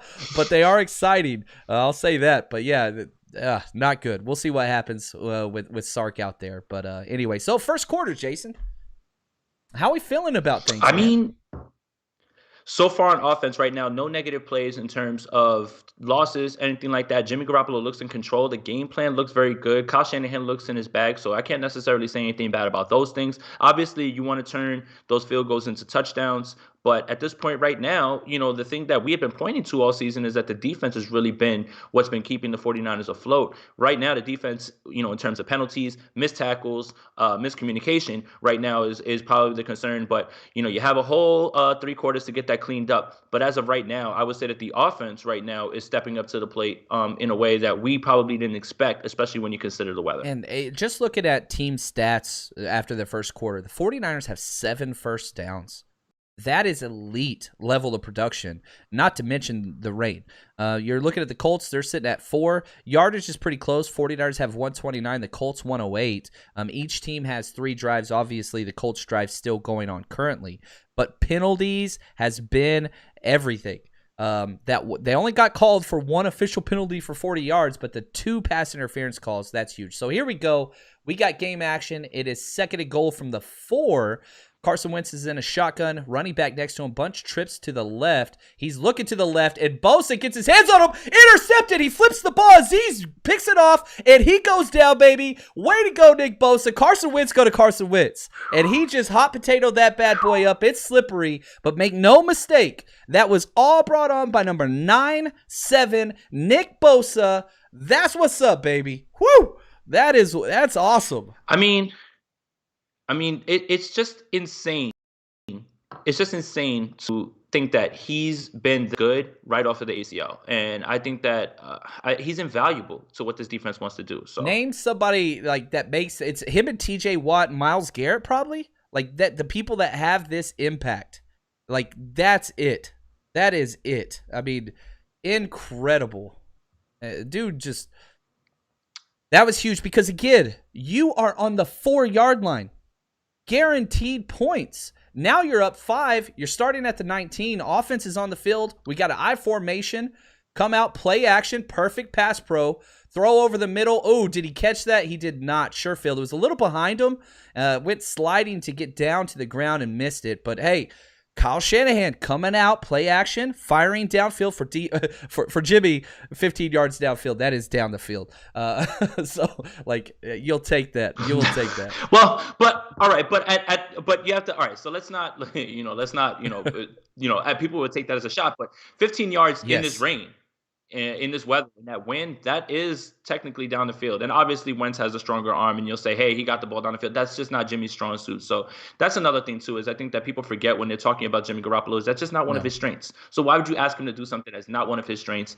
Play within him, tailor the things around him. So, 15 yards, that's where he wants to live anyway, in that 0 to 15-yard range. Yeah, and man, just absolutely awesome. Turnovers have been key. And the fact that you've already forced 2 turnovers. Now, you got 3 points from the first turnover. Can you generate this? Again, you turn the ball over way over. Yeah, this is a long drive you got to go, but now it's 3rd and 4. Do not turn around and give this ball back to him. We got shotgun formation, backs on both sides. Back to pass, he gets hit and just throws the ball away. Immediate pressure, and Garoppolo got taken to the ground pretty quick. Let's see kind of where the pressure comes from. I missed it, but that's a quick 3 and out. And again, you had Hasty open, but just couldn't get the ball out in time because of pressure, and Garoppolo didn't check down fast enough. And so, hey, that's going to be a 3 and out, but at least you're going to get a punt now out of your position. And guess, it's going to be right on the right side. Looks like Brunskill got beat. Okay. I mean, here's the thing, right? I mean, you always want to turn turnovers into points, always, right? But at the same time, that's a huge stop because they were on the doorstep of scoring, which would have given them the lead. So at this point, let's play field position. The defense looks like, it can figure it out. And after that turnover, they're a little bit more juice. So, I mean, it stinks that you didn't really get them to rest a little bit more, but, you just got to play field position at this point, do what's best at this point. Yeah, he could have had Hasty there. Just, the pressure got there, and it was Brunskill, now that I just got a chance to watch it. Right. And so, hey, man, you're all right. At least you backed him up, and you're going to make him fight for some more. But, man, you could have really done some damage there. That's okay. Anyway, I'll say this. We're going to have to start rotating bathroom breaks here as we are drinking and all those things. So, Jason, you take it away. I will be back very, very quickly. I want to make sure we leave you guys with continuous coverage and we don't jump out. So, Jason, you got this, big dog? Yes, sir. All right, take it away, man. All right. So, in terms of what the 49ers have been able to do, I think that a lot of people would have said that the score would have been, a relatively low-scoring game, right? It had the lowest implied point total over-under. At this point, right now, what the 49ers are doing is eerily reminiscent to the team that we all expected to come out this year in terms of closer to 2019 offense, where it was run, Jimmy Garoppolo being efficient, not putting the ball in harm's way. And this is probably best case scenario. Obviously, again, you want to make sure that those field goals, they turn into points in terms of touchdowns and things like that. But if the defense is going to continue to get better, as we saw right there, and they're creating turnovers, which is something that's been a complaint amongst the fan base, is that there haven't been many turnovers. For Nick Bosa to have that happen right there, and Azeez Al-Shaair, who I had been enjoying watching ascend this year and watching him grow, because I think that is like one of the most underrated things in the season so far, chock full of negatives. I think that's the one thing that I continue to look at when I watch the game film, when I watch him play, is how quickly he's growing. I know that everybody is in love with Dre Greenlaw, but Azeez Al-Shaair is ascending at a rate that I didn't think was going to happen as quickly. So, in terms of what's going on in this game, it's pretty much a picture-perfect start in terms of on the offensive side. On the defensive side, if you clean up those penalties, you clean up the execution, you make sure you take care of everything else on the back end, the defense should be fine. So John's back, so maybe I'll just go running and take a break real quick, and then I'll jump back in. John, you good? Oh, yeah, we're good, man. Appreciate it. A couple questions I see in the comment section, and I want to kind of jump into those right now.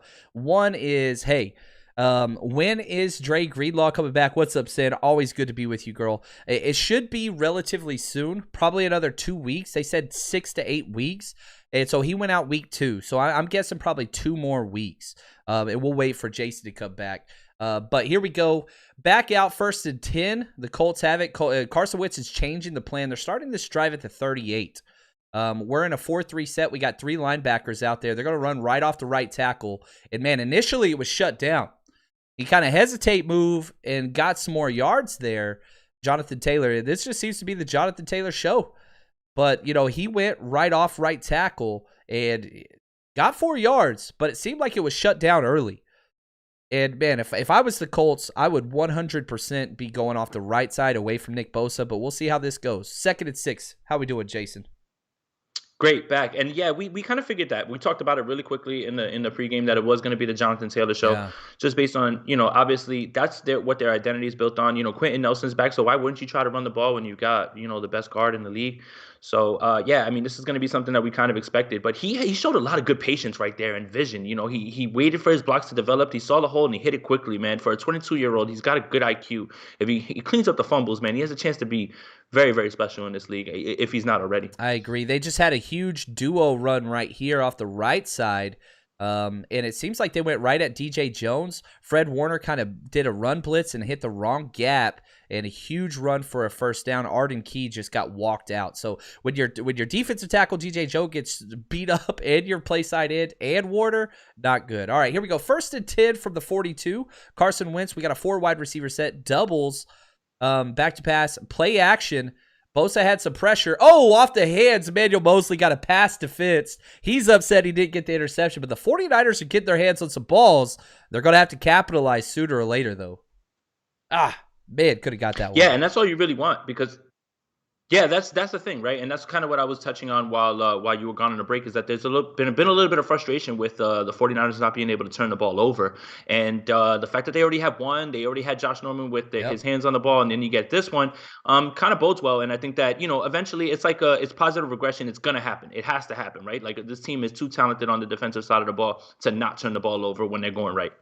2nd and 10. Oh, what a play by Josh Norman. They set up a backside screen where they fake the running back screen out to the right and then throw it back on a tunnel screen to the left. Josh Norman read it the whole time. He's flexing. Tackle for loss. He got there just as soon as the wide receiver got the ball in his hands, and Norman just read this 100%. That's film. That's understanding, and that's just making a freaking play. The wide receiver almost dropped it. Would have been better if they did drop it. That was a hell of a play by Josh Norman. He got there as soon as the ball was there. It live by Norman, die by Norman. And that's the thing, right? That Savvy's going to be there, and I think that's why, hey, listen, you have those penalties, that's fine, but then there's those other plays, which I'm taking a look at it now. Yes, he shot the gap, and he missed his blockers. That was a big play right there, and that's just, understanding what you've seen on film and being a veteran. Pressure brought on by D Ford. Rolls out, Carson Wentz does, and throws it and hits Emmanuel Mosley in the chest. It is dropped, but at least it's 4th and 12. No penalty. He plays defense for a reason, ladies and gentlemen. Actually, no. Emmanuel Mosley was an all-state quarterback for Tennessee. I mean, he's a baller now. He should have caught that one. He hit him right in the numbers. But nice pressure by D Ford. Got his hands on Carson. Didn't even get close to bringing him down, but got him out of the pocket. And now the Colts are punting 4th and 12. Yeah, I mean, oh man, D Ford. I mean, for him to get away from that was all on Wentz. Oof, oh my goodness, Mosley, man, that's going the other way too. Yeah, that's obviously it's going the other way because it's an interception, but that's him with a full head of steam taking that, and who knows if you get a block, who knows what happens. But hey, defense is flying around. They're getting their hands on the ball. That's 2 stops in a row, and you gotta like what his defense is playing right now. And they've cleaned up. It seems like a lot of the things that were wrong, but yeah, that hit him like right in the face. Yeah, and so that's the second big. No, that's the third dropped. And so again, how do you want to spin this? You want it to be positive? All right, your 49ers to get their hands on the ball. You want to be negative? We got to capitalize on those interceptions that we're leaving on the field. Theoretically, the 49ers could have 5 turnovers already, but you'd be happy with 2, especially whenever you only had 2 during the first 5 games. So I'm liking the defense, man. I'm liking the offense. Special teams is humming. It feels very... Nobody is holding them back. At least that's how it feels currently. Am I crazy? Am I drinking the Kool-Aid too much, Jason? No, I mean, that's the positive way to spin it, right? I mean, obviously, aside from that 3 and out, the 49ers really haven't had problems moving the ball. They seem to have a good game plan. Here's something, or it might be nothing, but I did want to bring up Mohamed Sanu is back returning punts. I saw that. He's safe. I think he's the safe returner. Right, and here, this was always my thing with Travis Benjamin being up for the Arizona game. It's like, okay, now you have your punt returner. No, and they had them running routes, and that's my thing. So I think right now in this game, what Kyle Shanahan is going to value in terms of punt returning isn't necessarily returns. Is more about just make sure that you catch the ball. You know the situation. You don't let it get slippery. You don't fumble the ball. So I guess he trusts Sanu more in this role right now than he does Brandon Ayuk. And I will say this: I did see number 29 out there for a few plays on that last drive, which is nice. I want as much Talanoa in my life as I could possibly get. I love that kid, man. He pumps me up. And so whenever I see him out there, he made some really nice plays, week 5. And so I love that he's being in their dime package. So what they've been doing, a lot of teams will take out a defensive tackle and put in a safety. We take out Azeez. We take out Azeez and we keep all 4 of our D linemen out there and just bring an extra safety. And we don't even do a traditional kind of 3 cloud or whatever. We do our regular defense with Talanoa on top of our 2 deep safety look, which is very, very unique. But it seems to have worked, and I haven't seen it a lot in the NFL. And for a rookie, they seem to trust him a lot. And I point to the preseason right against the Chiefs when they had him in single high. And he's been on the field in those packages that you were talking about. I think I saw him in the deep third in one of those pass plays out there too. So, yeah, when I was at camp too, the one thing that I noticed, and again, this might be something, this might be nothing, but the first person out on the field every single day was Hufanga. Yep. Every single day. He was the first one out there working. So he's a guy who has an insane work ethic. Seems like he's involved all the time with the scheme and understanding all those things. And when you hear some of the players talk about him, it's really just a matter of him getting his feet wet, getting those reps, because he seems to be on the right path in terms of how hard he works. Nice block there by Kyle Juszczyk to lead the way. It's just a tough 4 to 5 yard gain. That rain is pouring down, straight down. Doesn't look like the wind's affecting the game too much. Outside of that missed kick, but man, that rain is coming down. We got 2nd and 5 from the 14. Jimmy's under center again. We got 2 tight ends in. Okay, we're getting a can call. He's flipping protection. Let's see what this looks like. Probably going to the offensive left. There it is right there. Run right up the left side, cuts it back. Tough 3 yards. So now we're going to have a 3rd and 2. But again, Jimmy very involved in the protection, the counting, the numbers, and all those things, which I like. We're missing some of the offensive explosive plays since the first drive of the game. Yeah, and again, you want to get on the other side of the field. This is going to be a long drive, and this is going to be, time consuming. You want to make sure that you're doing that. Elijah Mitchell's running very hard, but you do need those bigger chunk plays, I think, and like you're saying, the explosion plays, right? Because then it backs up the defense, and then you can really do more in the run game. So I know that everybody likes to say that the run opens up the pass. Necessarily, it might not if the pass is opening up the run, opening up those lanes, and dropping those linebackers back. 3rd and 2, and Ross Dwelley just got owned by Okereke. That's going to be a tackle for loss, forced 4th down. And so, again, back-to-back drives, 3 and out by this 49ers offense. And again, they're not behind the chains, which is what we've seen in the past where they're, 3rd and long. That's 3rd and 2, and they just got completely stuffed. Ross Dwelley just got owned. It was blocked really, really well. And again, Mike McGlinchey, he's having his way with DeForest Buckner early. Now, that's probably going to change at some point. Nice punt by McGlinchey, and we get a 49ers roll, baby. He could have caught that probably at about the 35, but it rolled to the 18. That's a punt inside the 20. That's a huge win in this game. Aussie Rules football for the win right there, baby.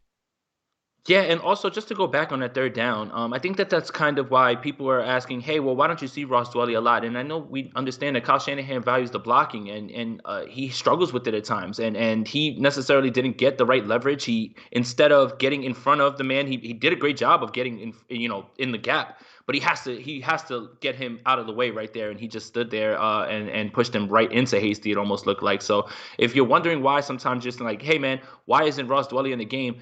If you don't block, you don't play, and that's how it is with Kyle Shanahan, even with George Kittle out. Yeah, and man, I will say this. I love the 3rd down run. I really, really do. What a difference a Kittle makes. Kittle does not get blasted like that back in for a tackle for loss. If Kittle's in, that's a 1st down. That's just the fact. But here we go. 1st and 10. The Colts are starting their drive at their own 18, so they got a long way to go. Carson under center. We got a jet motion. It's a run. Oh, and first up, we got Marlon Mack is in for the first time. He's only going to get about 1 yard. Eric Armstead and Fred Warner kind of clogged the middle where they were wanting to go. And we are seeing Eric Armstead getting way more snaps inside than we have all year. He hasn't been inside very often. But this game, he has been lining up inside consistently. I think he was outside and knifed in on that one. I may have been wrong on that. Yeah, he lined up outside and kind of shot inside there. Yeah, I'm taking a look at it right now, actually, myself. So I'm going to take a look here. Motion to the left. Is that Marlon Mack? Marlon Mack got his first snap. Nice play by nice play. Yeah, nice play by Tart to get up there too. That's what you really want to see from him as well too. That's something that's a little bit more underrated about his game too. I know that he missed a tackle on the Jonathan Taylor long run, and then he was part of the miscommunication. So, but yeah, Tart is so solid, man. That's usually what you're used to. That rate is for real, and it's swirling. It is swirling for sure. Wentz throws a pretty good ball. You know, they catch that on second down, but now you got a 3rd and long. So it's going to be a good 3rd and 6, 3rd and 7. And, you know, they're at their own 21. This is fun territory. This is where the 49ers defense wants to be because you can do some crazy things. We got Armstead lined up inside. You got Warner looking like he's blitzing all 10 men on the line of scrimmage. Pressure there and wide open over the shoulder. He dropped it. Oh my gosh, Nyheim Hines dropped it. He beat Talanoa. He would have went 50+ yards. Absolute perfect pass and read by the quarterback, and they dropped it. Nyheim Hines dropped it on 3rd and 7. Perfect pass right off the fingertips. He would have still been running, man. He still would have been. It was a pick play. They just ran a pick play right at the line of scrimmage, and it worked. Now they got to punt it. 49ers better to be lucky than good sometimes. Nice to know that the Butterfingers isn't really just conducive to one team right now. So I mean, I think that it's just more that look at this rain. I mean, this rain is incredible right now. You dumbass. Oh my gosh, Brandon Ayuk, you dumbass. That is the dumbest play I've ever seen in my entire life. We just got a safety. The ball's just bouncing around. He kicks it all the way in there. Now the refs are trying to figure out. They're going to give him the call. I think we might get lucky because he never took possession. He didn't take possession till in the end zone. We might get lucky as hell here. The ball bounces around. Just stay the hell away from it. Kicks it. The rule should say you never took possession till in the end zone. And so therefore it should be a touchback because he touched it outside. But he never, if I'm not wrong, it should be a touchback because he did not take possession until he was in the end zone. And even if you do get possession at the 1 and your momentum's carrying you in, it's still a touchback. It should be a touchback. Here's the call. Well, go ahead. Yeah, it should be a touchback. Yeah, he gained fully in the end zone. The 49ers are dodging bullets left and right like Neo from the Matrix. How the hell did that just happen? Good gosh. Jason, talk me off the ledge, man. Well, I mean, we literally just talked about why Sanu was back there, and we thought that would be safe. And it's like, literally, are they playing musical chairs now with the punt returner? Like, is there something that you saw from Sanu that you didn't like that you wanted Ayuk in there for? So, I mean, very lucky to dodge that. But yeah, execution. This is something that, if there is a such thing as Kyle Shanahan's doghouse, this will put him a little bit further in there if it's something like this. Even if it's a dodge bullet, this is going to be something that they're going to talk about when they watch the film back in their meetings later on this week. Man, we got lucky as hell. Oh, man. We got lucky with the dropped 3rd down catch. We got lucky with that play right there. Man. Whew. And whenever I'm coaching my punt returners, you decide and you live with the decision. You don't ever second guess. Ever. Right. And what's the worst thing that happened? The ball keeps bouncing. It was at the 30. Let it keep going. Who cares? You never, ever second guess, and especially whenever it's wet and rainy. Whew. Right. And I think that's really the issue more than anything is it's that it's right now you need to be decisive, and it's really just protect the ball. There's not going to be any punt returns. There's not going to be any big gains or anything like that. It's just going to be literally make sure you get your hands on it, and then that's it. Give it back to the offense. So guys got to get it out of their head that they're going to be wanting to make plays. And like you said, just be decisive more than anything. It's got to just be a decision that you make right away, and you got to run with it. That was rough, man. Oh, my blood pressure shot up. Woo! I mean, I haven't heard you that fired up. I don't know. I mean, in a while, man. I mean, but honestly, that's the type of play that swings momentum in games. That's the type of play that can send a game in a whole different direction in terms of, it looks like the 49ers, if you had to ask right now, the 49ers are probably playing the better game of the two teams, but that's the type of thing that can change that if you're not careful. I am curious to see if Grant Cohn's going to take victory laps on Brandon Ayuk returning punts.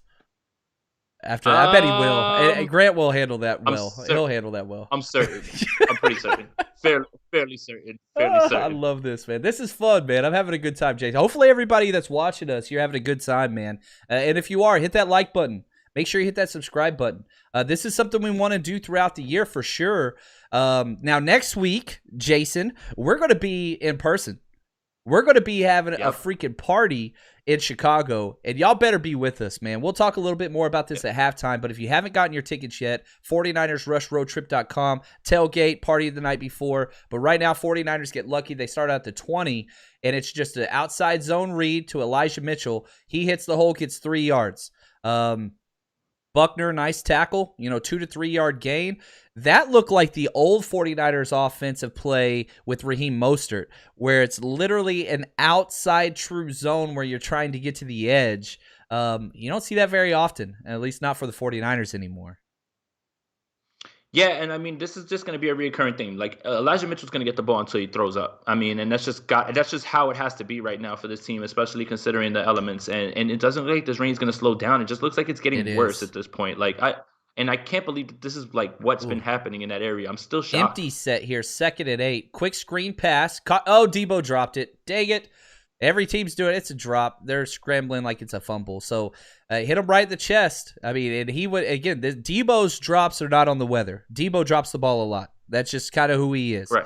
And I mean, he had 2 drops with Trey Lance, and that was the same thing. He took his eyes off the ball, and it hit him in the chest because it's a tunnel screen, so you got to catch and go. But he took the eyes off the ball completely right there. That's not on anything but Debo. Yeah, and that seems to be a reoccurring theme with all the receivers. The 49ers have the highest drop rate, one of them, or at the top of the league, So, I mean, again, it begs the question as to what you can do to change that. Is there something that you can practice with? And, I kind of found something interesting this week out of practice was that Kyle Shanahan talked about not working with wet balls during the week, which I found a little peculiar. Yeah, it's bad. And that's another 3 and out. Ross Dwelly was open on an out route, and it looked like the ball just kind of got away. Yeah, it just didn't come out clean. The spiral was nice. It's just way off. I mean, uncatchable ball. So whether that ball slipped out of Garoppolo's hands or not, that's 3 and outs in a row. Oh, man, almost bobbled the snap, Mitch did. Almost got blocked, but instead just crushed the ball. Looks like it went out of bounds right at the 30. No return. But man, like this is football.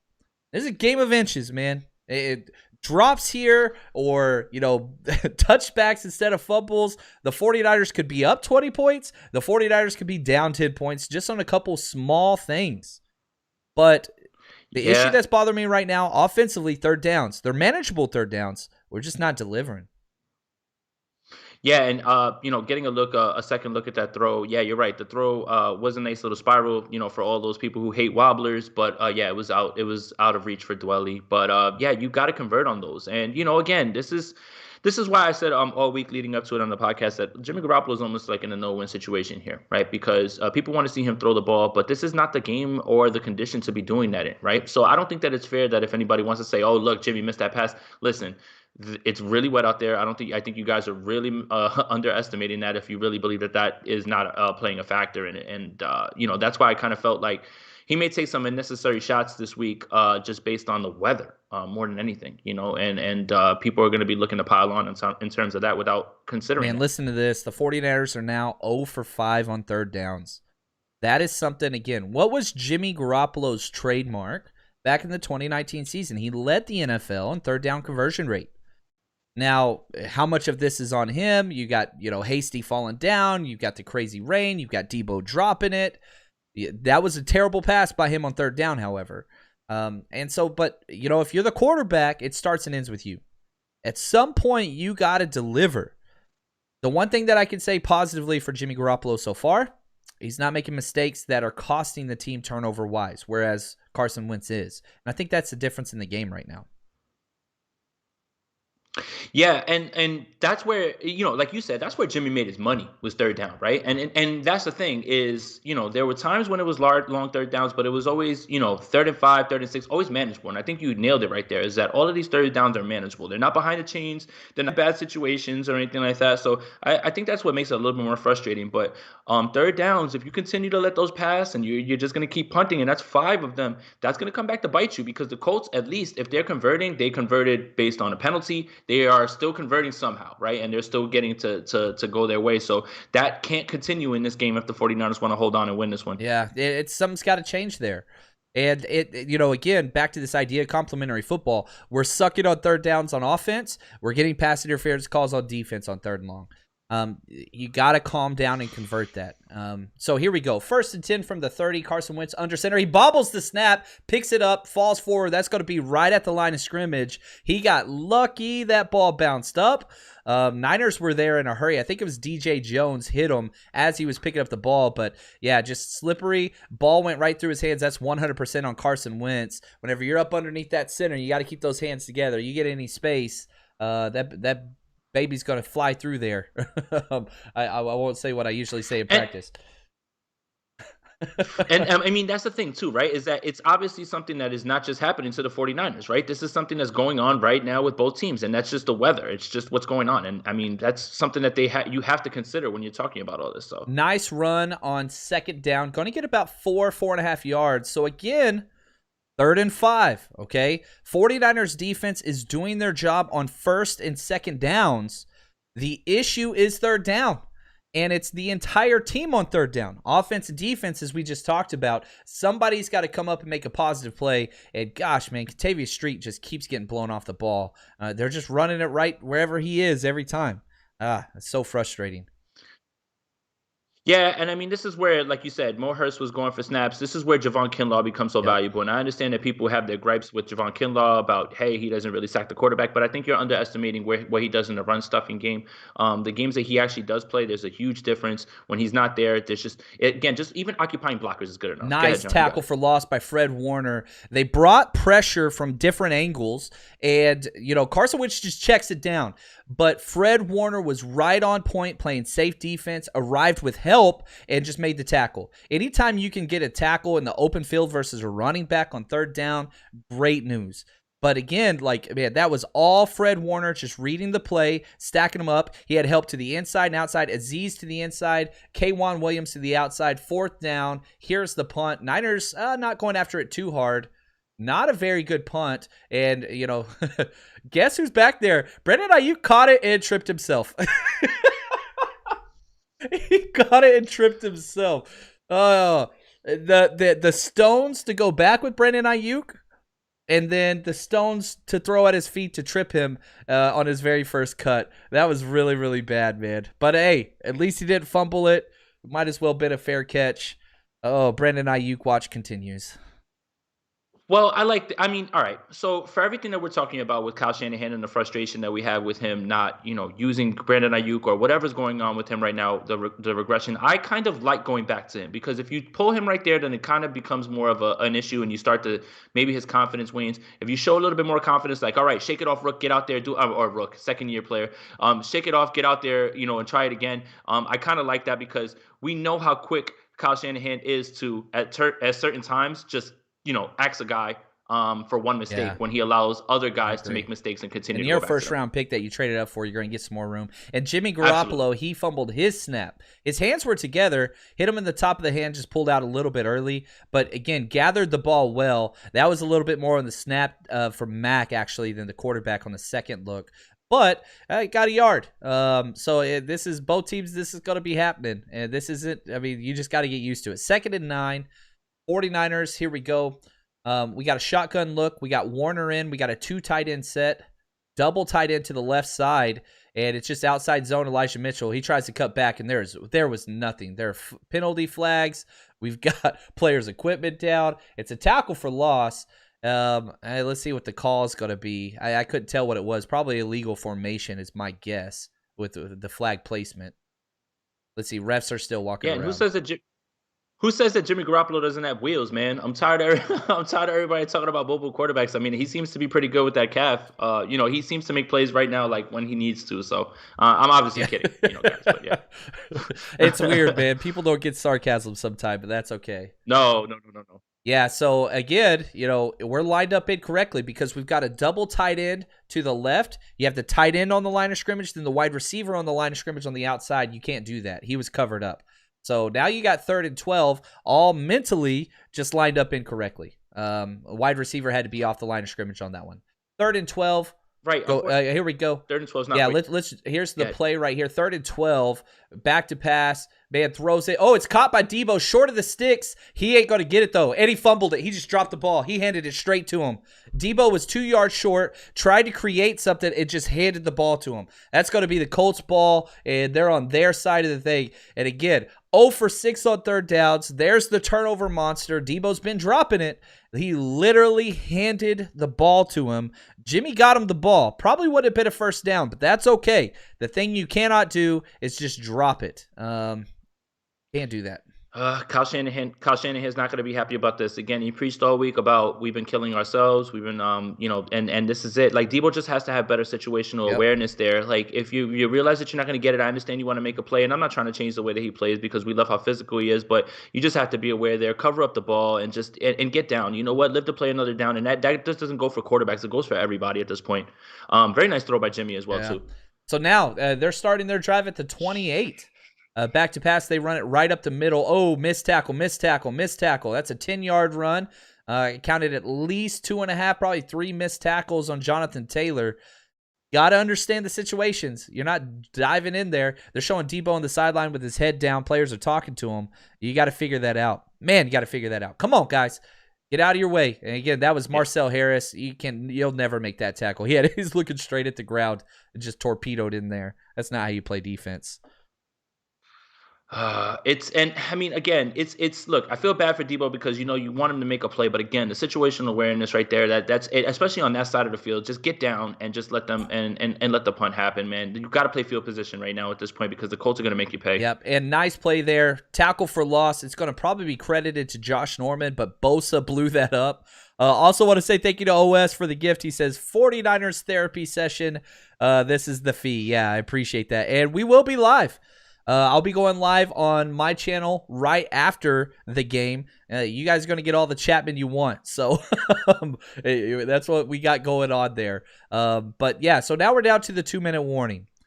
Nice play. And the one thing I will say is this, that continues to be part of this game, Jason. One bad play has not compounded into back-to-back consecutive bad plays all game. And teams are going to make mistakes. But, again, you let the huge run go up, you get a tackle for loss. You fumble the ball, you go out, you make a play. And that is something that's positive to build on. That's the thing, too, right? You can't let things snowball, right? And that's the sign of a good defense. Okay, you make a play, all right, fine. You make a bad play, now you got to lift each other up and just get right back to it. And that's the thing. And that's the mark of a good defense, and that's the mark of a good team that's well coached, is that you don't allow the things to snowball. You don't allow one thing to get you down. So I actually really like what everybody was doing when they were talking to Debo as well, too. You could tell that he's upset about that, and obviously, you know that he is. But, again, a lot of that is just, people discount the whole team thing, right? And good teams lift each other up, especially when things are going bad, and they find a way to get it done. So that's a good sign of coaching and a good sign of a well-balanced unit that's feeling it together more than anything. And I'll say this too: the 49ers do go. It's 2-minute warning. You got to hold them to a field goal. Don't let them get in the end zone. You're looking at the way things are right now. Again, there's turnovers on both teams. We forced 2, they forced 1. You're up 5 points. Also, remember, the Colts are going to get the ball in the second half to start. 49ers started with it. So you've got to mitigate this turnover. Hold them to a field goal attempt. If they make the field goal, that's fine. That's a win for the defense. But what you cannot allow them to do, you cannot allow them to get a touchdown here. It's 2nd and 12 now. They're at the 20. You got to go make this play. Again, be smart about it.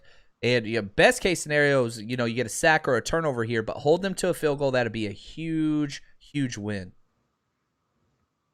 Yeah, I mean, and again, this is going to be gut check time right here, right? Because when somebody obviously needs to get lifted, then you make the plays and you take whatever. A field goal attempt right here feels like a win, whether they make it or they don't. Allowing a team on the other side to get a short field and being able to stop them with a field goal, that's a win, even if it goes to points, because it can go so much worse than Right. that. Yeah.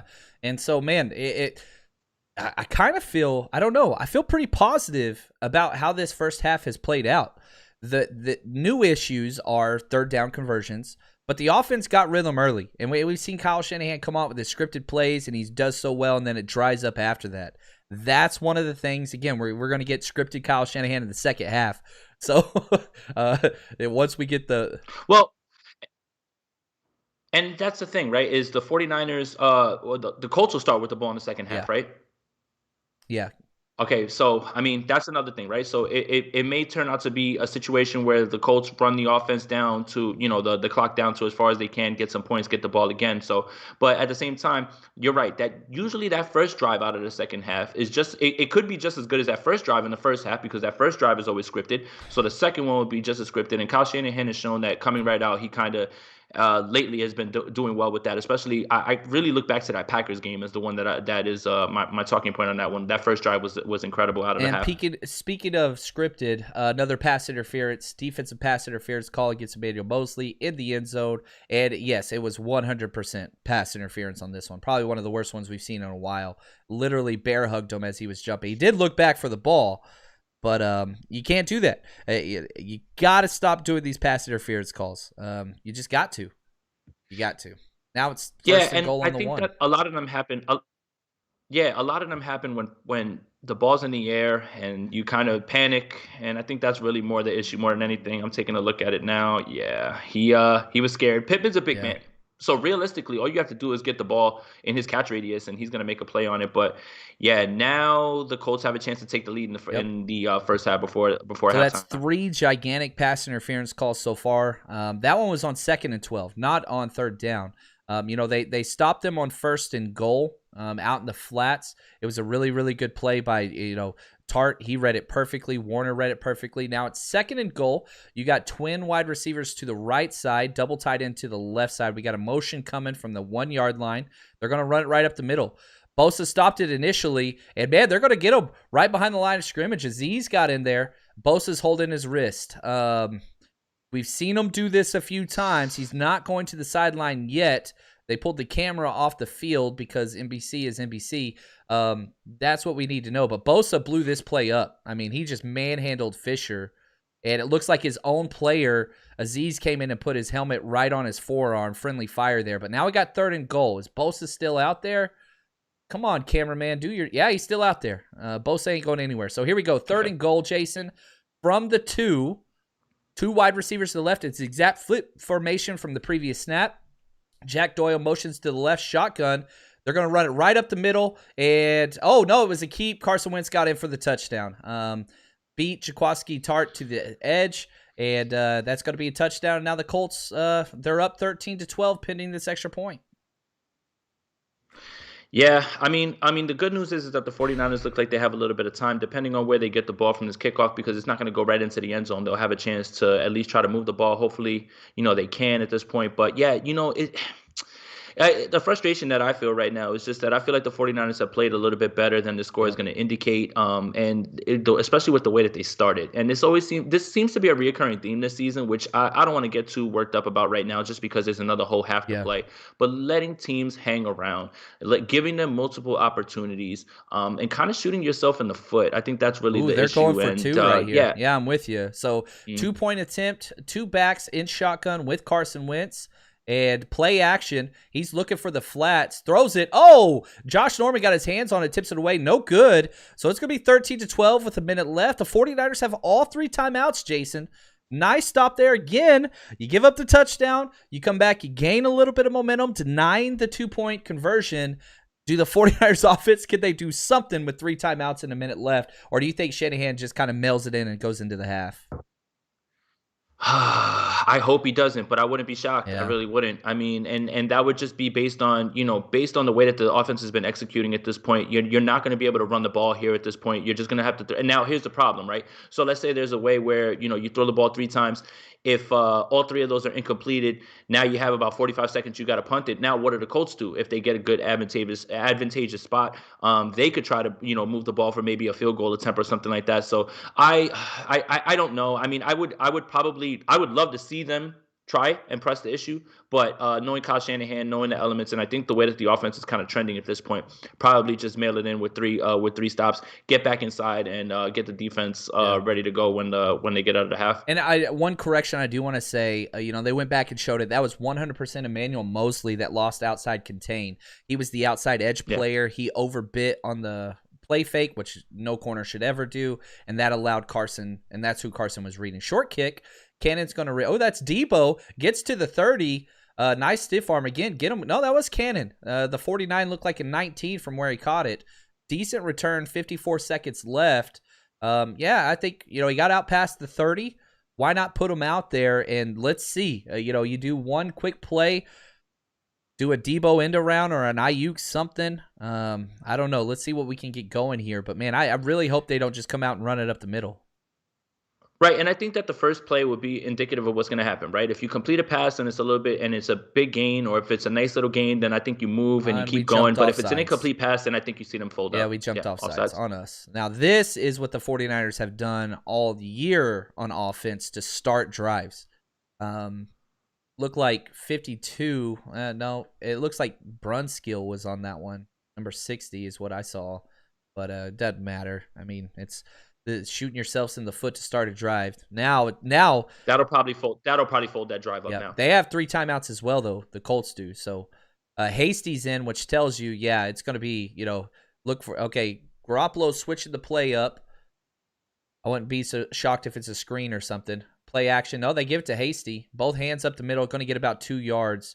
Yeah, he's just folding. Yep. Let's see if the Colts are going to probably call a timeout. Yeah, this is just based on how the offense has been executing. And right now, as the game goes on, they continue to make more mistakes, unfortunately, on both sides of the ball, and that's the part that's frustrating. Again, the way that they come out, it just feels like the Seattle game. Yep. All over again, almost like at a point where it was like, man, they might run away with this one. This one might get out of hand. And then, when the offense doesn't execute, you find yourself in a spot where you give a team too many opportunities, and they're going to wind up taking advantage of it eventually if they're executing properly. Yeah. And I'm seeing this. Where's Sermon? Yeah. Niner sickness. Love your show, by the way. Sermon got 2 snaps without Jermichael Hasty. He's not going to see the field unless there's an injury. Nope. So 2nd and 13, Hasty still back there. Just going to be a quick give. He cuts. Won't even get back to the line of scrimmage. Colts use the timeout. Now they're going to be able to get an opportunity to put even more points up on the board because the 49ers offense is just literally mailing it in. They're not calling a timeout. The Colts defense. Okay. Why? I don't understand that one. Go. And DeForest Buckner made his best play of the day right there. In terms of what they're thinking is that they're going to get the ball back again. I don't think that they're really in any position where they even feel comfortable, taking a punt. Then from there, how can you get to, field goal range quick enough? And with the way that this has gone, the 49ers have had 3 chances at interceptions. I just think that Frank Reich is also saying, hey, man, we're going to get the ball at the half. Let's take the lead and let's live the play the next half. Yeah, both teams, they ran the clock out. That's going to do it for the first half.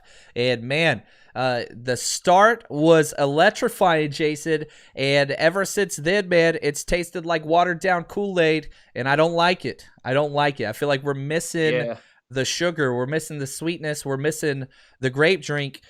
Can Kyle Shanahan get it back? That's one of the things we're going to have to see going into the second half. Another kind of key issue that I thought would be a main issue is the defensive tackle play for the 49ers defense. It really hasn't cost us too much. It's been all corners. It's been all pass interference calls. Real quick thoughts before we take a break for halftime here, Jason.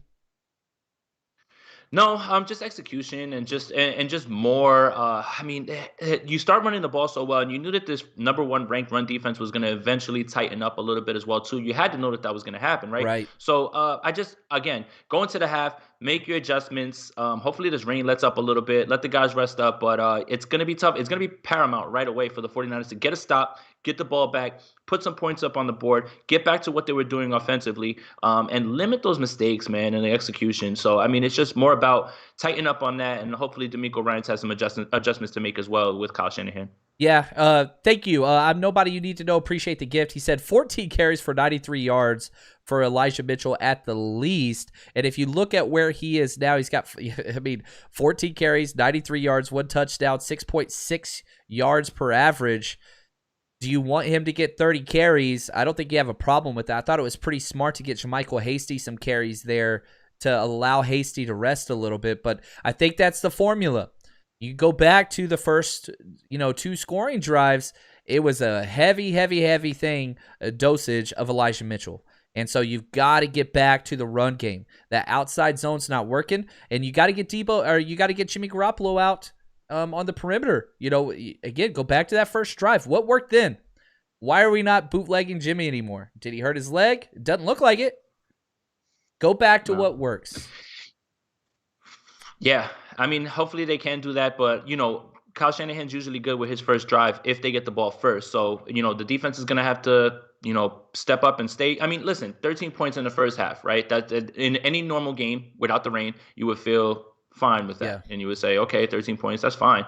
But I think it's the way the points have been scored. And if you limit those interference calls, you limit those, or if you convert those interceptions on certain plays, obviously it looks a little bit different. And then that Bosa play that led to the Azeez Al-Shaair interception, it looms very large right now at this point, because they probably would have scored on that drive as well. Yep.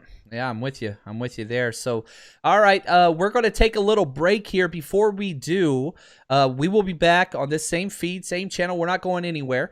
So please just stay tuned with us. We'll be back in probably about 5 to 10 minutes as we get kind of refreshed and ready to go for the second half. But before we do, I want to talk to you guys just about the Chicago trip. If you're coming out, man, we have so much planned. It's incredible.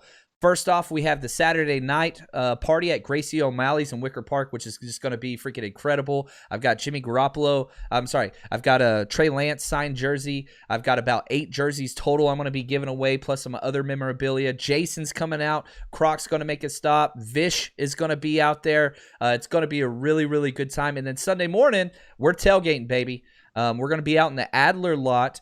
$30, unlimited brats, unlimited beer, and it's just going to be unlimited 49ers fans out there. But the only thing that's not unlimited are the tickets because we can only bring so much. So we're only selling about 70 of them. There's not a lot left. So if you want to participate in any of those things, all you do is head over to 49ersrushroadtrip.com. Once you buy the tickets for either the Saturday night party or the Sunday morning tailgate, you get added to the guest list. You show up, you're good to go. Jason, you're going to be able to make it to the party Saturday night, correct? Absolutely. That's actually, I touched down pretty early in Chicago Sunday afternoon, so was going to go see some sights real quick, but I will definitely be there as well too. So I'm excited to hang out with the fans. Philly was a blast. And it's super fun to hang out with the faithful and talk with them and just talk football, man, and just have a drink. I love it, man. So what we're going to do now, we're going to play this little hype video that we made from our Philly trip. And again, head over to 49ers Rush Road Trip. Go get your stuff taken care of, and we will be back very soon after that.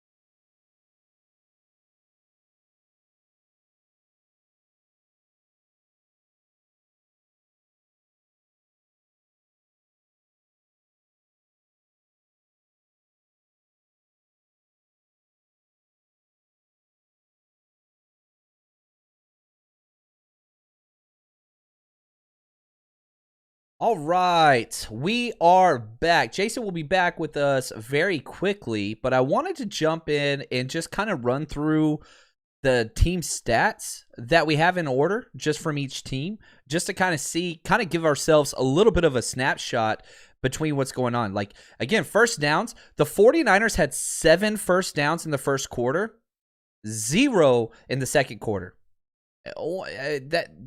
That's the story of the game. Colts have 8 total first downs, so they started to edge up on that one. Passing first downs, 2 for the 49ers, 5 rushing first downs. You got to run the ball, and you got to keep running it.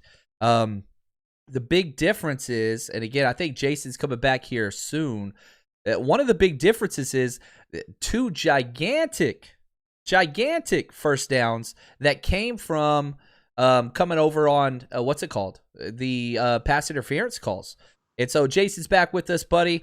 Just running through some of these stat sheets. Total yards, 153 for the 49ers, 139 for the Colts. Total plays, we got the edge there, 32-29. Total drives, we've had 8 drives. They'd have 7, and that's huge, right? We had the extra drive. We just nailed the ball out. We didn't even try to go for it and just wanted to kind of reassess, which with the state of our offense, I totally get that. But, man, rushing yards, we're out rushing them. 97 rush yards for the Niners, 76 for the Colts there, and both of them are hitting a steady clip. 4.9 yards per rush attempt for us, 5.1 for them. And so, again, penalties are huge. The Colts have not had 1 penalty. We have 3 for 64. Just a tale of 2 quarters. And I think that's where a lot of the frustration comes from is, what happens when the defense adjusts? They see you with the bootlegs. They start to take away the middle of the field a little bit more. They kind of get a grasp on what you're doing. Now, where are the adjustments back? And again, it just boils down to execution. It's just, I feel like every week we're talking about, 1 penalty this way, 1 penalty that way, a bounce here and there in a game that we consider to be as close to a must win, which is pretty much going to determine where the 49ers go for the rest of the season at this point. It's shocking that even in this rain, the Colts are taking shots downfield. They're trying, they're putting pressure. The place to attack the Colts is their secondary. Xavier Rhodes is banged up. Rocky Sin's not playing in this game. I mean, and that's the problem is, can you put pressure on the spots that you need to? Because this is the number 1 run defense. So again, trying to, they start out hot against the number 1 run defense, but it has to come from the secondary. You have to be able to beat them down the field. You have to be able to make them respect the pass. Right now, it really doesn't seem like they are. And on top of the way that the 49ers are executing, it's not a recipe for success at this point. Even with the big play by Bosa and Aziz, somehow this team is not winning in this game with a chance to go down further in the second half. I want to say shout out, man. Ivan Aldez. He says, free Elijah Mitchell. What's up, Coach Chapman, man? It's great just to see your name, man. That's going back, Ivan. Hopefully all's well, brother. Really, really good to hear from you. Adam, appreciate the gift. He says, the story of the season so far, not capitalizing on turnovers. Yeah, we got the field goal, and that was it off of 2 turnovers. So whenever you almost have as many points as, turnovers forced, that's not a good thing. 3 points off of 2 turnovers, that isn't it. And again, Ivan comes out and says, I need Debo to lock in, give me another 30-point fantasy game. I don't think that's happening this time, Ivan. I really do apologize, buddy. And one more thing that I just saw that actually was flashed on the screen. First game in the league this year that has both quarterbacks completing less than 50% of their passes. I know it's raining. But at the same time, how many were drops, how many were just bad throws. The guys have been open, on certain plays, and we've seen it. But, we're going to find out real quick in this half if the 49ers can come out, get a stop, and then put some points on the board and not a field goal. Noah Hufanga's out there with the first defense. I don't know what's going on there. That was a huge run for 9 yards. He came in and laid the wood. A little slow getting up, but I'm wondering, I don't know if Tart is out there or not. Let's see here. Did they make a change or what's going on there? I'm not sure what's up there, but all I can tell you is Talanoa was out there on the very first down play. No, Tart's out there. So is Jimmy Ward. I guess they were just given a certain look there. Interesting. A certain look on that first. So I guess they thought it was more advantageous to have him out there on a first down where that it was probably an obvious running situation right there, actually. Too. He stopped the first Yeah. down, but the second down run, they get the first down, so now it's going to be 1st and 10 for the Colts. Yeah, and to hear Kyle Shanahan say, "Hey, we got to take better care of the ball and everything," it's like, okay, yeah, we know that. It's just again, when does it happen? And we feel like that's something that we've been talking about. It's just it all boils down to execution, and this team just needs to execute better, man. I know that the weather's out there like that, but this has been happening in games that is not raining And at all. Either, Contavious Street was pushed 10 yards downfield on that second down play. 10 yards. I'm not even exaggerating. Here we go. 1st and 10 from the 41. Quick screen pass. Amazing tackle by Jimmy Ward. Flying in versus Zach Pascal. That's going to be a tackle for loss, maybe by about half a yard. But Jimmy Ward continues to play really, really good sound football. Yeah, as usual. And I know that the fan base loves to, harp on, hey, turnovers. But I think that the fact that you don't really hear Jimmy Ward's name called on Sundays sometimes is a good thing, because that just means he's not giving up anything big. And, he's as versatile as it gets when it comes to what the 49ers can do and move him around as a chess piece. All right, we got 2nd and 11. You've got him behind the chains. This is great.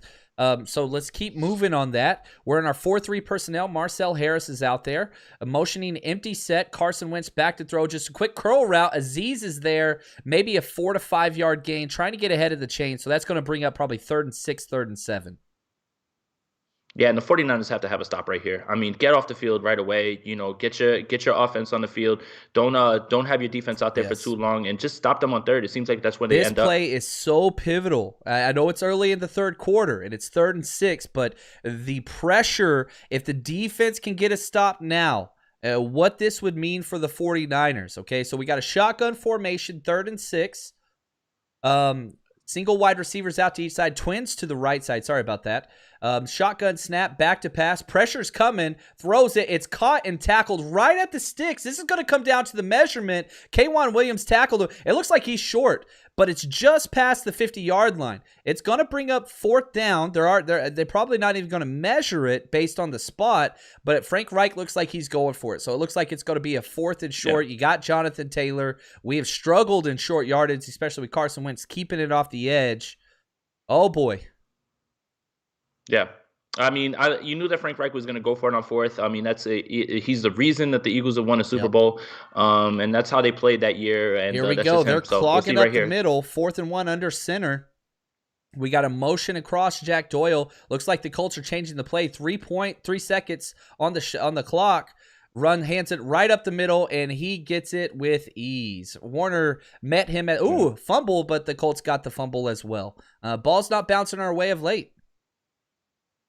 Yeah, I mean, they're still in a good spot right here, over the 50. So they can still force a long field goal or hopefully a punt. But they're running the ball too well, and that's something that you thought was going to be the key in this one. And we all know Jonathan Taylor's good, and we all know that that's what they want to do. But it's kind of disheartening to see them Josh Norman punched it out again, and that was an active fumble. He's not even trying to tackle; he's just Mike Tyson swinging it. 1st and 10. They are in the 49ers territory at the 44. Oh, challenge flag is out, but why would you challenge this when it was an immediate recover by the Colts? What are you doing, Kyle Shanahan? Maybe he believes that he can get it for an incompletion. I have to see it again. I mean, it was a run play. The fumble took it's a run play. Yeah. Well, afterwards, maybe where the ball was recovered was behind the first down chains. That's the only thing I could think you could call, because the ball bounced backwards from Taylor, who's got 2 fumbles now, and it was recovered very clearly, 100% by the Colts. But perhaps the spot where they recovered the ball was behind the line of the first down to gain. That's the only logical explanation I can have for this. Interesting. I'm curious to see what that's gonna be here. This is a deep rule books. The second one today. We had the Brandon Ayuk punt where you had to dig into that. But the idea is this: if he got the first down and then the ball fumbled back, does that count as a first down afterwards? Ooh, this is gonna be fun. This challenge kind of feels desperate. I don't know if that means that Kyle Shanahan is not liking the way that the defense is playing right now, or if he if he's not confident in something else. But this is a desperation. I mean, honestly, at this point, with that, I don't know if I would have challenged that, even if you think you have the case, because it has to be clear and conclusive, right? No, And it has I'm to looking just at you can't. it's so clear. He's a full 2 yards recovered past the sticks. I have no clue why you would throw that. I think that didn't make any sense whatsoever. I think Kyle Shanahan just frustrated. I don't know. That didn't make any sense. So let's see if we lose the timeout because of it.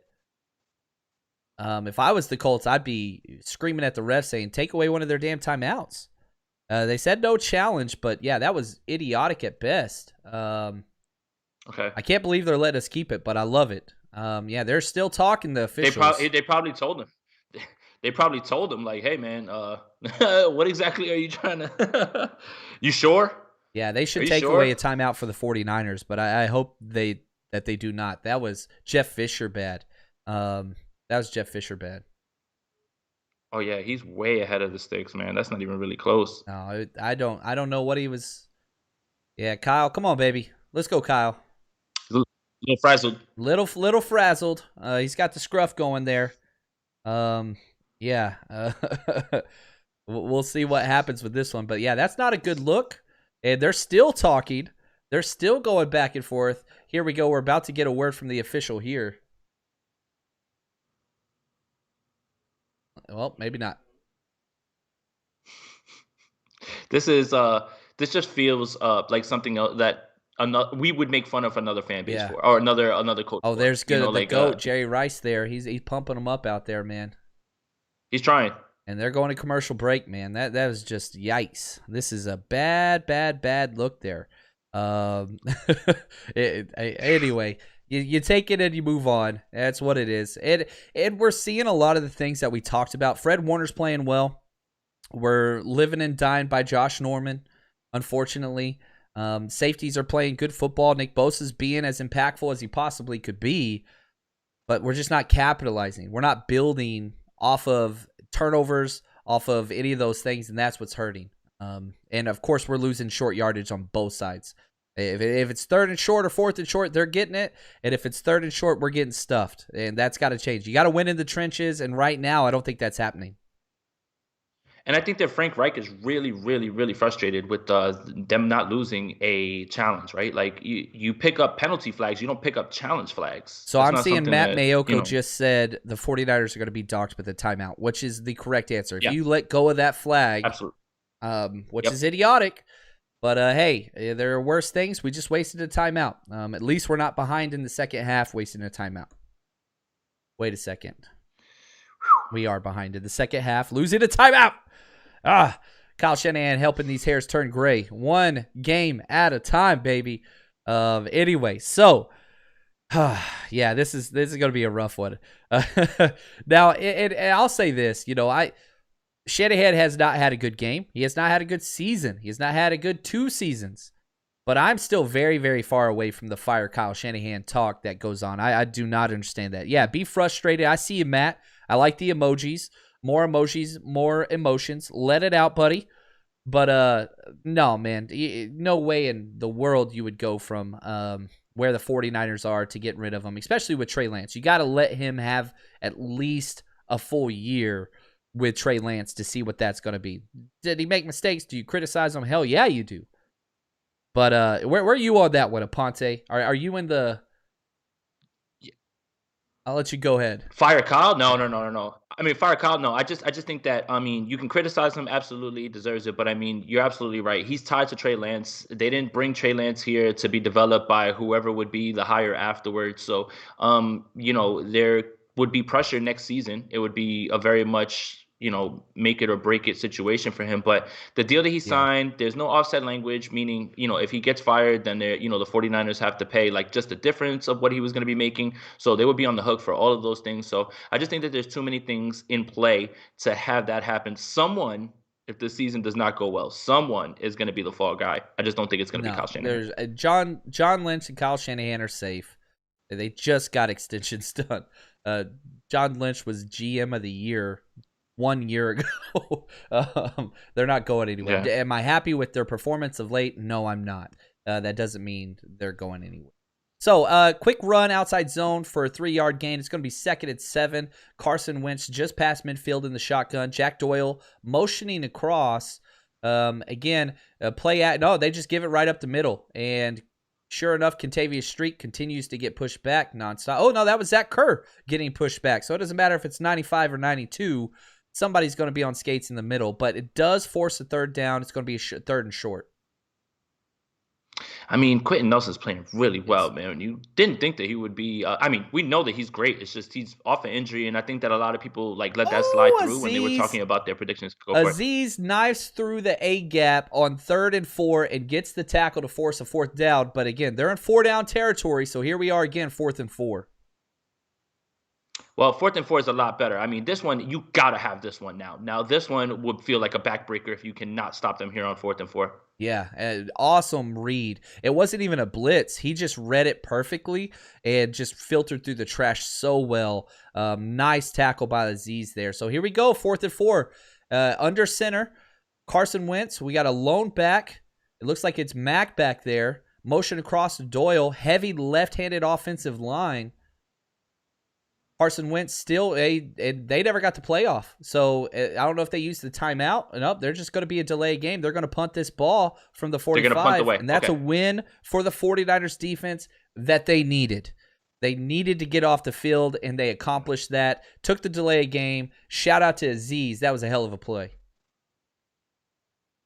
Yeah, I hate to keep saying it. I'm so happy with his progression. I think that he's playing so well. And, again, people really love Dre Greenlaw. Azeez Al-Shaair is growing before your eyes, man. He's making plays every week. And what a good problem to have, right? Like, you don't have to bring back Greenlaw until he's 100% healthy, and then maybe you bring him back, kind of what we saw with Quan, right? You bring him back into the Sam role, the 3rd linebacker role, and then kind of just allow it to play out itself there. Punt is away. Got a 49ers bounce. It's going to be down at the 9-yard line, man. Field position has been dominated outside of the turnovers by the Colts. The 49ers offense is going to have to drive 91 yards. And coming off of 4 3-and-outs, not where you want to be.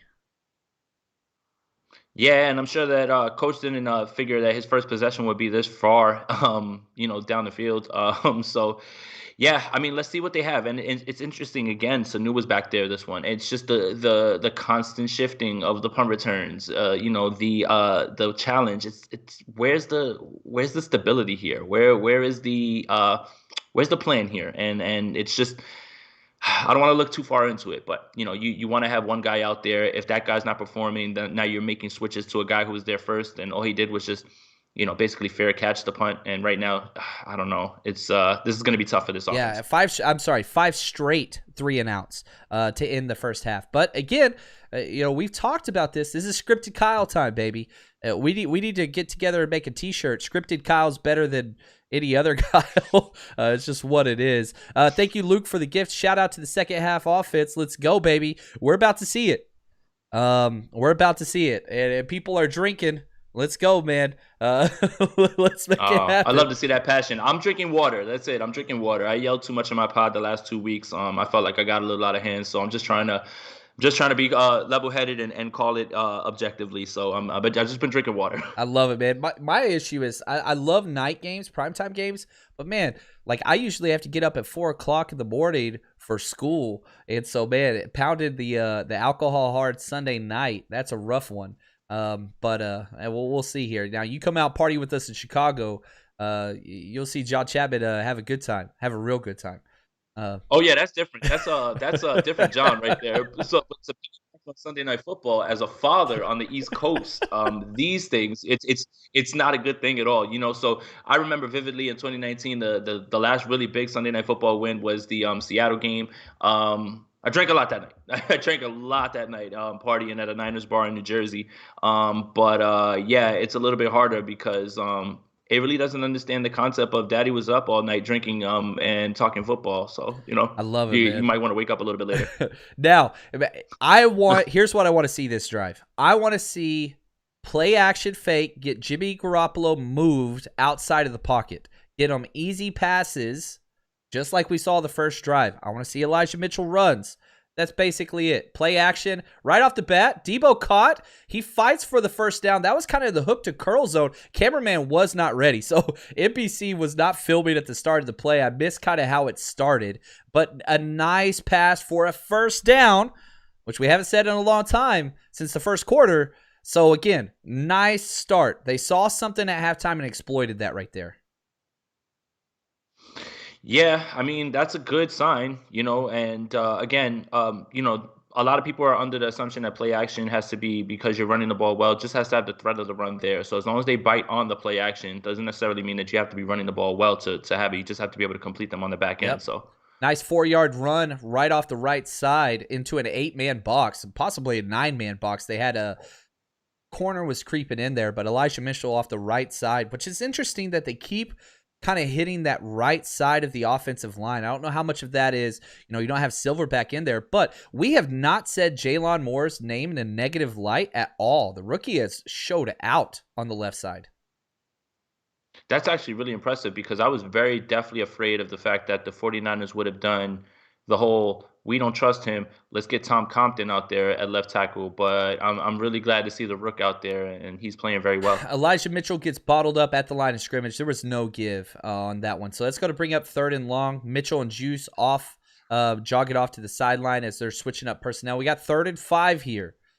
Now, you got one first down, so you overcame the third 3 and out. But, hey, it's 3rd and 5. This is Jimmy G time. Hasty's in there. You've got Brandon Ayuk. I'm trying to see the rest of the personnel. This is a key play. You got to get your defense some breathing time, man. That was a long drive. They rush to the line, snap it quick. Jimmy G fumbles the ball. Oh, they blew it dead. So I don't know what's going on here. We might have got really lucky because that was a bobbled snap and it would have been bad. Here we go. Oh, nope. We were not set in time. So there we go. 5-yard penalty. Tried to get sneaky. It did not work. So now you go from a 3rd and 5 to a 3rd and 10. They called it on Hasty, but they could have called it on 5 people, I believe. Not where you want to be. More execution, bad things. I thought that something to take the light off of what we've been saying over and over. Identical stat lines before that last rush on 3rd down for Elijah Mitchell and Jonathan Taylor. 15 rushes, 97 yards, identical rushing. One of them was drafted high 2nd. One of them was drafted late 6th. Here we go, 3rd and 10. Back to pass. Jimmy's got the ball. He's patting it. Looks over the middle. It's caught, baby, for a first down. Number 6, Mohamed Sanu, and he is pulling 3 Colts. He's a big man, ladies and gentlemen. Mohamed Sanu for the first down. Nice pass. Perfect protection. That was a positive play right there. New Jersey legend. Oh, Rutgers. Sanu, that's right. Rutgers University. Yes, sir. He was a baller. That dude, people don't understand how big Sanu is. That dude is a beast. He's a big man. That was awesome. Yeah. And the thing is too is the protection. That's what you want to see too as well. And for all that we've said, like DeForest Buckner has like one really big play in this game. We haven't really heard his name too much as well either. So playing well. Play action pass almost intercepted right off the hands of Okereke. Linebacker just jumped right in the mood, right in the passing lane. That should have been a pick. And so, again, the 49ers are getting some of those lucky drops as well. But before that play, that was the first 3rd down conversion of the 49ers this entire game. And it comes back with a should have been a pick, man. Should have been a pick. Easy. Jimmy Garoppolo cannot see linebackers. Yeah, I mean, that's what I was going to say is that, even for the staunchest Jimmy supporter, you know that you're going to get one of those, I don't know what you were looking at throws. And, sometimes they get converted, sometimes they don't. And, it's just part of the Jimmy G experience. Yeah. Nice run there by Elijah Mitchell. That should eclipse him just over 100 yards rushing. Yeah, he is past that now. 17 rushes, 103 yards. Congrats to the rookie. The dude can play, man. I did not think that he'd be getting this many carries. I thought Hasty would be getting some more. And as I say that, Hasty's coming onto the field and Elisha Mitchell's going to the sideline. But, man, he has been playing well. Now we got another 3rd and 5. We're in 10 personnel right here, and I don't know. We have no running backs on the field. So we've got a tight end and 4 wide receivers. We're in an empty set. Oh, no, I'm wrong. They subbed him back in at the end there. Here we go. Hasty's there. Uh-oh, pressure. Jimmy gets hit, shakes it off, and he fumbles. Stripped play. I think the Colts got it. Yeah, I'm pretty sure the Colts got it. Jimmy's holding his arm, too. And he's hurt. Nah, he looks all right, but yeah, Colts got it. Muhammad got it. All right. He shrugged off one of the. He just didn't feel the pressure at all. First contact got there, he shrugged it off and kept his eyes downfield, but then the ball came out. It looks like, yeah, I don't know who got it, number 97, but man, it's what it is. And Mike McGlinchey, you know who gets beat for the sack and strip fumble. It's Mike McGlinchey. There's no doubt about that. But to be fair, he had a good 2 seconds. Jaylon Moore actually gave up the first pressure, and then Mike McGlinchey's guys came and finished it off. There's the turnovers. Yikes, man. That ain't how you do it. Yeah, I mean, here's the thing is, like I said, there's always going to be that one play, the one throw with Garoppolo. You saw it over the middle that didn't end up with an interception, but you can't have those. The ball security things in the pocket, you have to be a little bit more aware. You literally can't go anywhere. You have all of these giant men around you. There's no lane for you to look up, throw the ball, put 2 hands on it, get down, make sure that thing gets punted out. This is worst case scenario right now for the 49ers, putting their defense in a bad spot. Did we just get a defensive holding call against the 49ers, like against the Colts offense? This is, all right, here we go, baby. The first defensive holding call to be called against us in a very, very long time. And it was called against Quentin Nelson, against Kentavious Street, of all people. That's hilarious. That's like holding in a middle school game and you're freaking Michael Jordan. But we'll take it. Finally, a penalty called against the Colts. They had to delay a game earlier that they took on their own choice. That's the first called penalty of anything. But that's huge. 1st and 20 now.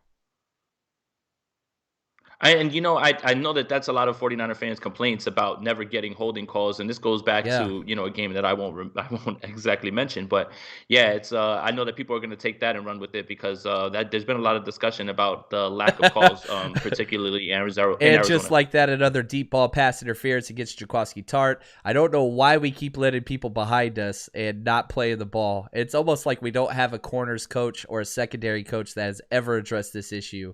That is probably a 50-yard pass interference penalty call.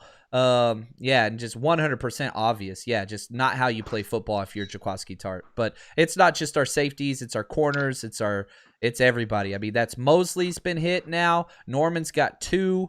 Jaquiski Tart's got 1. K'Wan Williams got 1. And all of those penalties will now add up to over 100 yards in pass interference penalties. Lack of execution. Yeah. Just, I mean, I don't know how better to explain it. Yep. Yeah. It's just, I mean, the end, and Wentz is taking these shots. Again, these aren't the shots that are being taken on the other side. Now, whether that's the coach, whether that's the quarterback, you make that decision. But the fact is that the shots are not being taken at all. And that's the thing about shots is sometimes you complete them, sometimes you get the call. And it looks like this is going to be the 3rd consecutive play with a penalty. They threw the ball out, but we're getting a call somewhere. Looks like an offensive pass interference as, man, they just threw Mosley down. He's throwing a fit during the play. No, they called it against us anyway. Oh, they called it against both of them. So they called pass interference on both of them. The play's offset.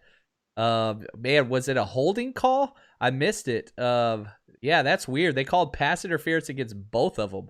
It might be a good call, actually, to be fair, because number 16 kind of shoved him to the ground and Mosley pulled him down on top of him. I think that's probably a good call. Can't have anything go in the 49ers' favor. That's just not going to be okay. Yeah, things are unraveling pretty quickly. They are. It's crazy we're only down 1 right now. I know that's probably not going to last. Right. I mean, it's definitely not going to last one way or another here. Just walked in for a touchdown. Yep. Right side of the defensive line just got caved in, and the linebackers got caught in the traffic. Just walked in for a touchdown. We'll have to see what that one looks like. But here you go. Tart, Josh Norman, all on the right side of the defensive line, and Sampson, and Josh Norman took himself out of the play. He didn't even get blocked. So that's back to both touchdowns happened because of our corners. One was Emmanuel Mosley. The other one, Josh Norman, just not playing run support despite there not being a wide receiver to their side. Absolutely. I mean, they saw that on film. I can tell you because I mean, you're doing it to both sides, and both of them were very equivalent plays. Just got washed down. Didn't even get blocked. Just walked himself out of the game. That was huge on Josh Norman there. Yep. I mean, No oh my gap goodness. integrity. Jonathan Taylor with the jump cut as well too. It's just that's a beautiful cut as well too. Like knowing where to cut, seeing the hole and hitting it.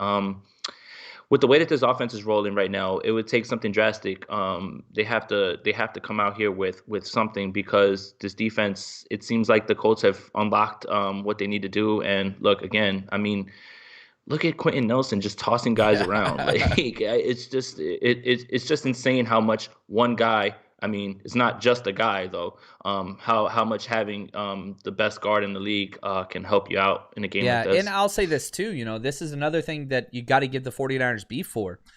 The Colts had a huge penalty. They were backed up, but they overcame it. 49ers get a huge penalty on offense. You can almost like throw your hands up and be like, this drive's done. The lack of explosive plays on the offensive side for the 49ers, it hurts them and it cripples them with the slightest negative play that takes place. The Colts offense has not been good this year, really at all.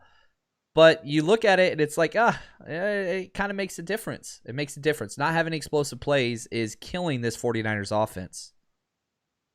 And really, when you look at it, how have the Colts gotten advantageous spots? It's been penalties. Again, And turnovers. I don't know if I'm stirring the pot.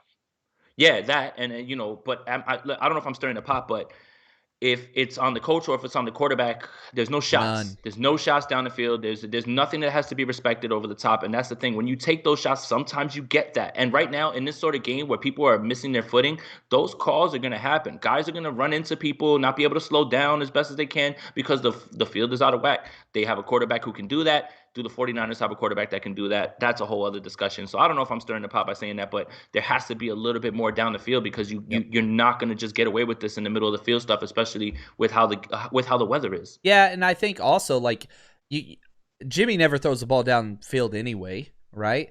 When Trey was in there, they definitely threw the ball down. I think he had 5 20-plus yard pass attempts in his one start, which is a very small sample size. But yeah, how much of that is, all right, Jimmy Garoppolo can't do it, to I'm not even going to call it, but you got to make him respect something. And it's not being respected right now. There's no doubt about it. And you're running the ball successfully. This is still a one-possession game. You're down 8 points. But yeah, and it just feels like more. Thing, right? It feels like way more than 8 points right now. Right, and I think it's not even necessarily the score. I think it's how it's happening. Yes. It's the fumble. It's the penalties. I think that's what makes it all the more frustrating. It's the offense becoming stale, and I think that's really what's more frustrating, because you, even in this weather, you don't want to see these things, because these are things that have been happening in games that it's not raining. So is it so much the rain, or is this maybe just who this team is at this point in the season, in week 6, and this is just more of a pattern than it is a one-off because of the weather? Yeah, and they're talking about Ayuk and his lack of usage. You're not even looking his way. The snaps have been there. At some point, though, you got to trust somebody. The 49ers aren't getting open. Oh, snap the ball. You had Buck off sides. 1st and 10 under center. Here we go. Play action. Nice toss. First down to Debo again, just on a hook. Just a simple hook curl. And catches it. Again, 0 space. Oh, there's a flag down. Guarantee you this is going to be going against the 49ers, even though I have no clue where the penalty is. Oh, illegal man downfield. Good Lord. What is that about? Laken Tomlinson went downfield. Again, you got 1.5 yards. And yeah, I just saw the replay. 1,000%. He ran a 6-yard curl route. He didn't touch anybody. Laken he was just going for it, man. Yeah, that was 100% correct call, but that is a huge penalty, because now you got a first down. Now it's going to be 1st and 15. That's a 15-yard penalty. It's only 5 yards, but it negates the huge first down gain. And this 49ers offense can rarely accept that one. So here we go. 1st and 15 from the 20 now. And we just talked about them overcoming a negative play. Let's see what they can do. 1st and 15, play action. Jimmy's out in the boot, got some room, and a holding call against Jaylon Jesus, this play is trash. Mike McGlinchey just gave up on a play despite a holding call. Lets his quarterback get hit as he throws it. Duck goes up in the air. Debo catches it, but it doesn't matter. That's a holding call against number 6'9", one of the worst, in my opinion, pass blockers in the NFL. Oh, look at me. Foot in my mouth. That was Roz Dwelly. I apologize to the Mike McGlinchey family. I will send you guys my Christmas card. Yeah, that was on Dwelly, not on 6'9". Take away my press pass. Well, I mean, again, it's just the entire team, right? Because you can't just put it on one guy right now. No one's really executing properly. And again, I just sent out a tweet. Weather aside, maybe this is just the 49ers at this point. It's bad. 1st and 25, baby. Just an idea. What if you throw a deep pass and hope for pass interference? Because it works for every team that plays against the Niners. We got an empty set. That's what I mean, yes, right? Give somebody a chance. We got a screen, and it is dropped by Juwan Jennings. Whew. About to get bad, ladies and gentlemen. Yeah. The rain isn't the only thing falling in Santa Clara tonight, ladies and gentlemen. The rain isn't it. Well, I'll say this. The crowd's not going to start chanting, "We want Nate." So... at least it's not, at least if there was a shot that Trey was out there, then, they would have turned on that pretty quickly, but they're not going to be chanting for Sudfeld. So at least Jimmy Garoppolo's got that. I don't think he's going to leave the game unless he's injured. No, there's no way Kyle would do that. It's just not who he is. Right. Oh, look at that. Brandon Ayuk catch for 5 yards, baby. Concern is over, ladies and gentlemen. Brandon Ayuk is back as advertised. 5-yard reception in the third quarter on 2nd and 25. Oh, man. Yeah. I might have to go get some alcohol here in a second, man. It's That's my thing, right? Obvious passing downs. I can guarantee you on a 2nd and 25 that Carson Wentz wouldn't take that sort of pass. I mean, obviously they're different quarterbacks as well too, but I don't know if this game is more highlighting just the lack of execution or maybe just that the book is out and this is how all defenses are going to play Jimmy Garoppolo. Yep. And it's tough to win like this because of where he likes to live. The problem is no deep shots, but turnover-worthy plays. And that's the only thing that I can really say. I'm not trying to knock the guy, but it is who he is right now. And so, man, the injuries, whatever, I don't really care. I care about not being able to overcome anything. And, the smallest mistake started compounding. We didn't see that in the first half. Almost blocked that punt. He got it off, though. Mitch has been really good. Goes out of bounds at probably about the 44, so not a great kick, but they almost blocked it. Ooh, 44. I nailed it. But sorry, special teams coach. It's an issue. But yeah, in the first half, right, they would make a mistake, but they wouldn't compound those mistakes. What was that? 3 straight penalties, right? 3 straight negative plays by the offense to come out. Like, that's the 49ers that we've seen in 2021. And I think that's kind of the microcosm of this team right now is mistakes, compounding, and doing nothing to overcome them. Yep. Again, it begs the question. This is many weeks of the same thing, and this is whether rain or shine. Maybe this is who the 49ers are, and this is kind of the way that people should be looking at it. And now the discussion becomes why. And I think we all know why. Again, not saying that he needs to be fired, but this team is not disciplined in any way. Right. And they're not executing. And again, the head coach gets all the praise when things are going right, and the same thing is when things are going wrong. It's gonna be a hefty week for Kyle Shanahan if this game continues the way that it's going right now. And that's the thing; they have the power to fix this narrative right now. It's still the third quarter, guys. It's still a one-possession game. The 49ers could come out and still win this game, even though I don't have a lot of confidence in that taking place. I'm sure nobody does, but that could still happen. You're playing against Carson Wentz. That dude's going to gift you a couple more plays. Take advantage of them. Seize the moment. Go and capitalize. Robert Sanchez, the quote of the day, give me Mullins back in all caps. No, bro. Just no, bro. It is bad, though, right now. But no on the Mullins.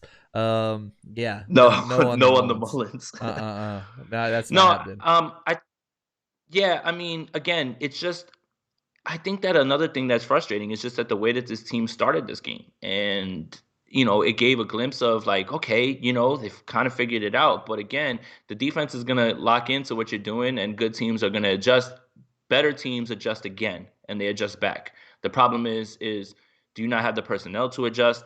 Is it the play calling? These are all questions that we're going to be asking all week if this game doesn't change anytime soon. Right. Yeah. Oh, look at this. They're changing the first half interception to a fumble from Carson Wentz. When he did that kind of hot potato thing, the ball got tipped. And so the NFL stats, they're changing it from an interception for Azeez to a fumble recovery, which is interesting. So here we go. 1st and 10. Colts get the ball. They just run it right off tackle. He's going to be brought down. Look at that. Rare Contavious Street tackle. Gain of 2 yards, but a flag down holding against the offense. There we go. So we're going to back them up a little bit. It's going to stay 1st down. Right. I mean, that's good. Okay. I mean, if this game's going to change anytime soon, it's going to be right now, and it has to be with the defense doing something.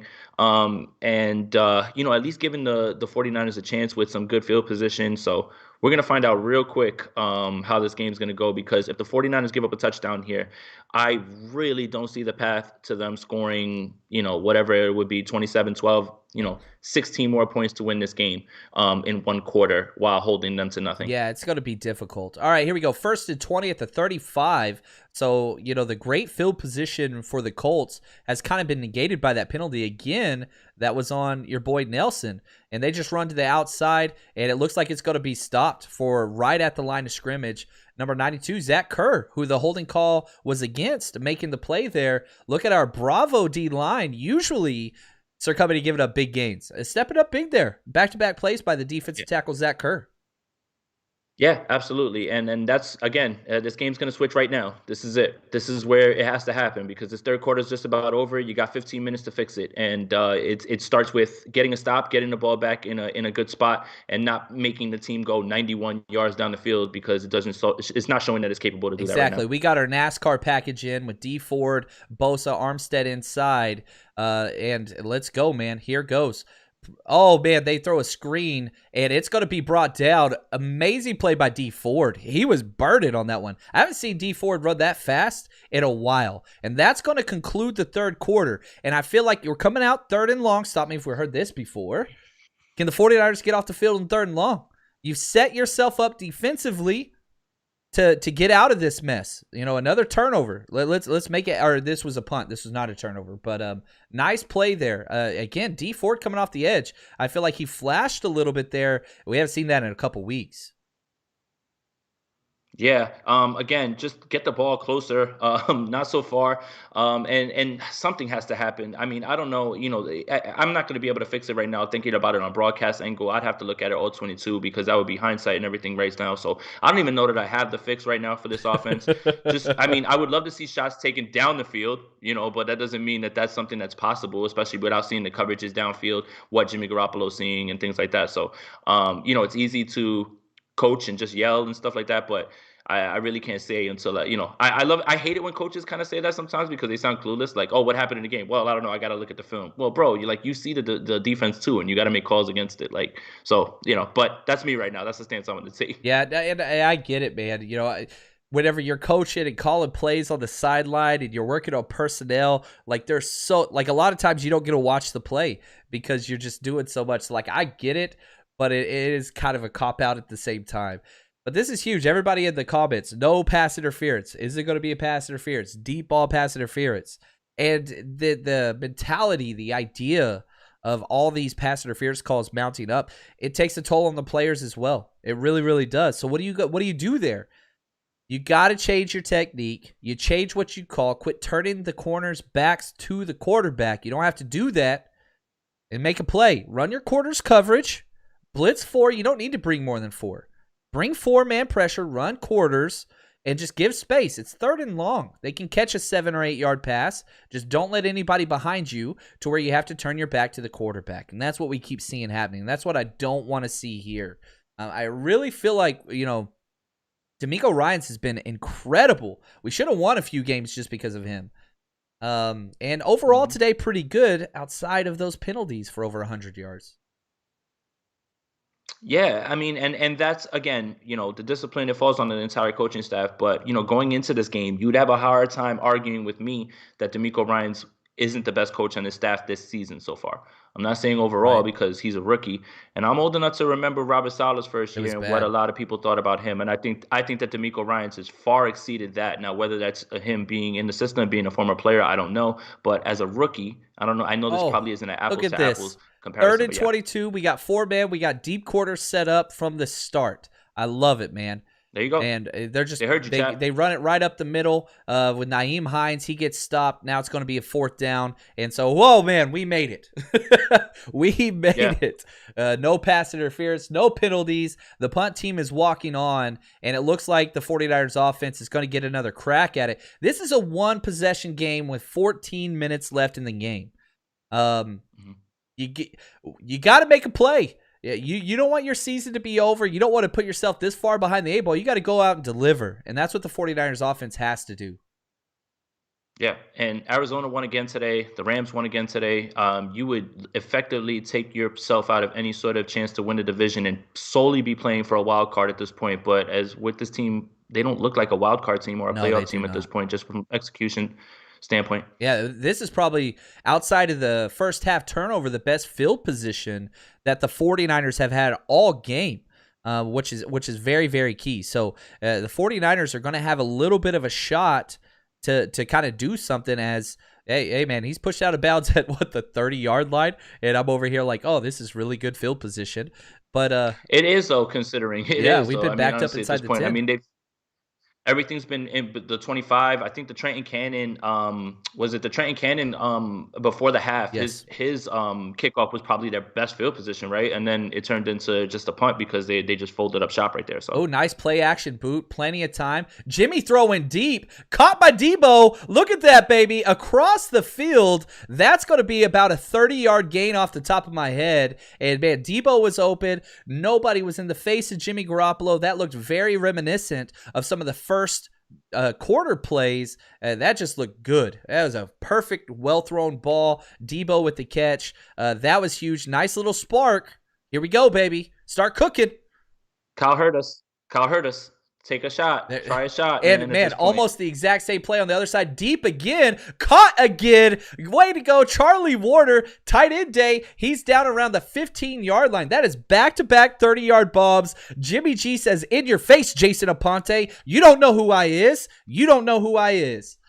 Hey, I tried to say that I didn't know whether it was Jimmy or if Kyle didn't want to, but here, look, again, what we've been saying, throw the ball down the field. At least make them respect it. At least make them think about it, have it in the back of your mind, and sometimes And the same those. play Look, again. and that was, He's dealing. He throws a touchdown. That's 3 plays, touchdown drive to Debo, and they're going for 2. Jimmy Garoppolo, who? Brett Favre says, please, let me see what you can do, because that's what he looked like. Now, they're all little soft passes, but, man, 30-yard pass, 15-yard touchdown pass. That was a 3-play touchdown drive. I was saying, how do you respond? He freaking responded. Debo, nice catch, nice touchdown, found the soft spot in the zone, and just kind of favored. That was backyard football. It definitely broke off his route and just went to the available space. And this is going to be a crucial 2-point conversion as they're coming up. All right, we got Hasty in the backfield, shotgun formation. Debo's coming in motion right here across. Play action, get rid of the ball, and it got tipped up in the air, and it's going to be no good. 49ers are going to be down 2. Whew, that happened quick. That happened quick, baby. Whew. There's the thing about taking shots. Sometimes you hit them. Oh, man. And, I mean, that's good. Jimmy G looking like Sonny Jurgensen. Oh, my gosh, I love it. That's great. Oh, man, the internet is a wonderful place from time to time. That was fun. It is. That was a fun. Hey, no matter what, we're having fun. Where'd that come from? Now we're at least, I don't know. I mean, and that's the thing is, oh my goodness, man. I mean, that's it. That's where you have to attack the Colts. That's where you had to attack them was the secondary. You had to go after them there because you weren't obviously going to be able to do that with how rough they are on defense, and they're not respecting the passes over the middle anymore. They'll give up those passes over the middle for short gains, especially when you're backed up. And now, if you can get them to step back a little bit more, now you can run the run off of the pass as opposed to what everybody believes the pass being run off of the run. Yep. I'm with you, man. That was incredible. 3 play. Listen to this drive as we go through this. Okay, first down, pass for 29 yards to Debo. Next play, pass to Charlie Warner, 27 yards. Next play, pass to Debo, 14 yards, touchdown. That was a 3-play, 70 yards, touchdown drive, 1 minute, 11 seconds. Woo! Jimmy G for MVP. You heard it here goodness first. Gracious. Oh my goodness. But no, I mean, it's nice to know that that's there, right? It's nice to know that that's there. And again, that's not something that you're going to be dialing up all the time. I think Kyle is he's feeling the desperation. He's feeling the same things that everybody's feeling about. You really can't let this one slide away from you, especially when it's right there for you to win it. So now, the defense provided the spark, gave you the ball, you answered right away. Now go back and do it again, and then just go back and keep stacking good offensive drives. I mean, the 49ers are in the driver's seat to finish this one as long as they execute properly, and they can offensively, more than anything, execute properly, because I have a feeling that 20 is not going to win this game. Yeah, I'm with you there. Mr. Superfly, thanks for the gift. He says, watching Jimmy play is like riding a roller coaster. It's like riding a roller coaster with no seat belts, and it's in the dark because you don't know where the hell it's going. But hey, that was fun. That was as much fun offensively as we have had since the first week of the season. So that was incredible. You can do it. You just got to unleash the beast, man. I think that's what's actually frustrating, right? Is that I feel like you get that right there, right? And you look at it and you're like, where the hell was that? And then the offense kind of goes back into a shell, and that's the problem, right? And again, consistently, you're not going to be able to do that. That's not typical. That's not something that you're be throwing the ball down the field 3 plays. Like that's even slowing down for the Kansas City Chiefs if you're watching them lately. So that's not something that's necessarily sustainable. Right. But you want to make sure that you at least give the defense something to think about. Dan asked this. He says, is Sermon not active? He is active. But again, if you've been listening, I've been telling you guys for a while, Kyle Shanahan does not trust Sermon. He is not going to play unless Hasty or Elijah Mitchell is injured. And even then, he might not see the field today. He's going to be special teams only. He is just not there. He's not there. Whether that's not my opinion, that's just Kyle's opinion. Yeah, and I don't know what's the deal with it. I mean, it begs the question, your first round pick, your second round pick, your third round pick, all going to be basically redshirted this season, with Trey Sermon being a break in case of glass type of guy. And even with Jeff Wilson, if he does ever return, he's going to be ahead of him as well. And I just it's not what I want. It's what's happening. Yes. Kyle Shanahan does not like rookies. That's just what it is. And the only rookies he does like are undrafted free agents or as close to it as possible. Again, Elijah Mitchell, I mean, he was the last rookie picked, and he's got the most playing time. It's just the way it's going to be. Yeah. I mean, and Elijah, and see, here's the thing. That's the part that kind of bothers me a little bit, right? Your third round pick is a running back, but you don't want to use him, right? And then your 6th round pick is the guy. And you could have taken someone else at that point. Yeah, and they traded up for him too. Now they traded back for Aaron Banks. Right. So here's what I believe. Like when a coach trades up for you, that's huge. You highlight that move. When a coach trades back and takes you, that should tell you something. But they traded up big time and targeted Trey Sermon. 3rd and 3, quick snap right here, back to pass. Wentz doesn't like what he sees, throws it over the middle, gets the first down. Just found a void in the zone to Pittman. No real pressure there, but not really a big play. But they got the first down, which is going to be huge for the Colts. They needed that on the offensive side. Man. Yeah, I mean, that's fine. Street got driven back in pass protection. I kid you not. Like, that doesn't even make sense. Is this your guy? Is this your guy on the pod too? That you kind of it's turning into it, man. It's turning into it. I mean, he just plays backwards. I don't know. Maybe he'll make a play. Well, Mo Hurst is hurt, and I think that no matter what anybody wants to say about Javon Kinlaw, you still miss that because he still takes two blockers and he gets guys, who have a chance to make plays. So Yep, there we go. Dan Case, Kyle needs a therapist for these trust issues. Yeah, 100%. You're right, man. Wait. I like that, Dan. Me, Kyle, handshake emoji, trust issues.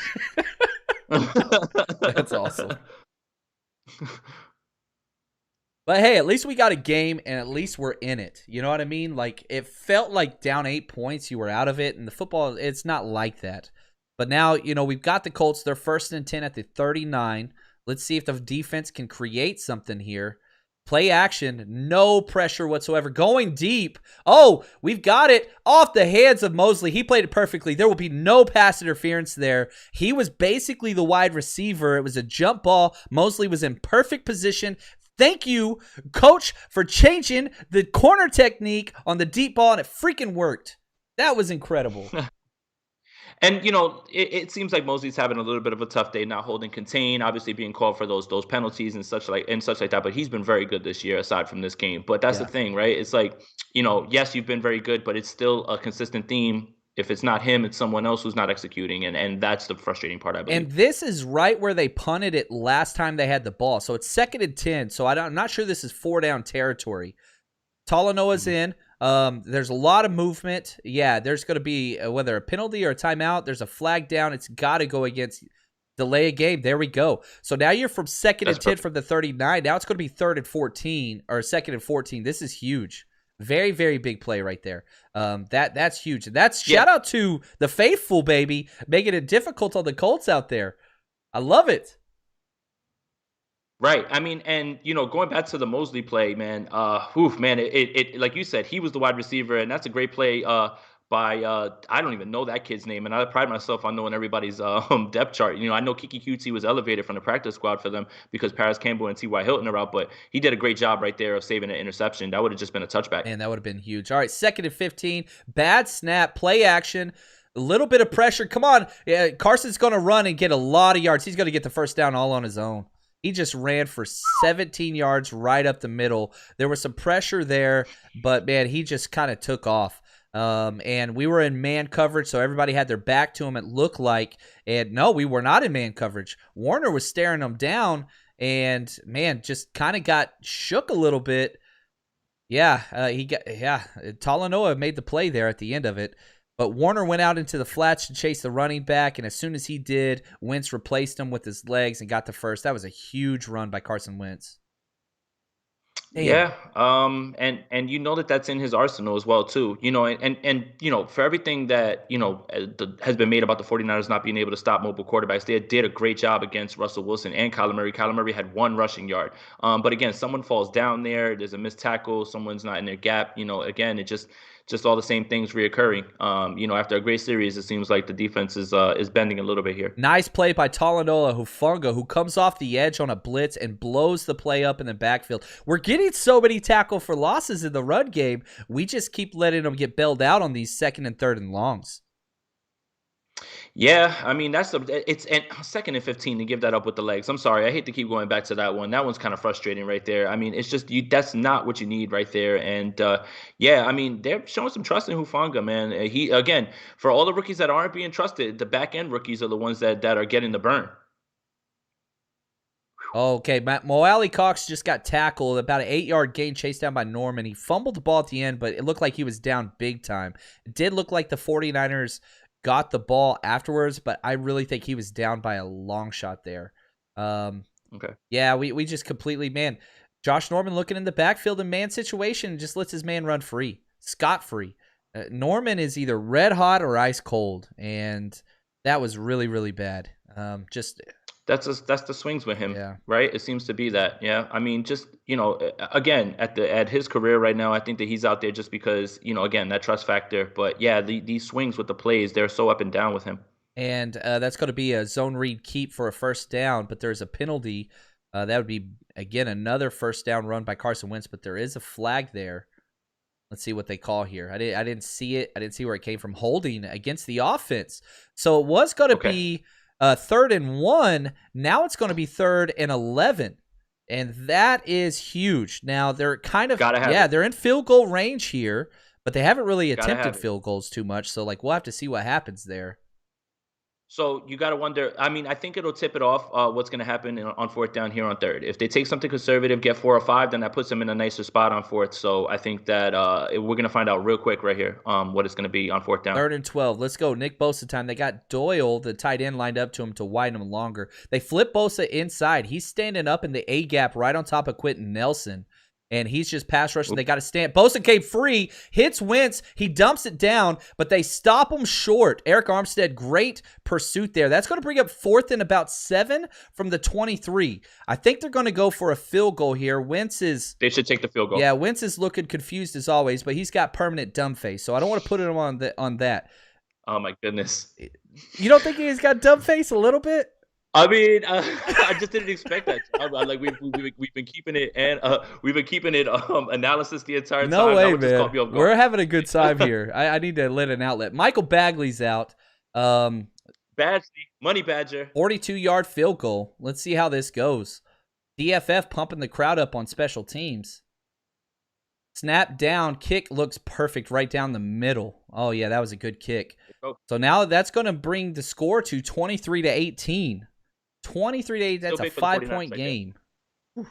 Still big for the 49ers right there. A touchdown has you with the lead right now. So, again, go back out there and maybe methodically work your way down the field. You need to really crush some clock, let the defense rest up, and put the Colts in a situation where they got to beat you, man. I think that if you keep them back on their side of the field and make them go down the field, if this team believes what they are or believes that they are what we think they are or what they've been saying all offseason, then, with a lead, the defense should be able to stop this team right now.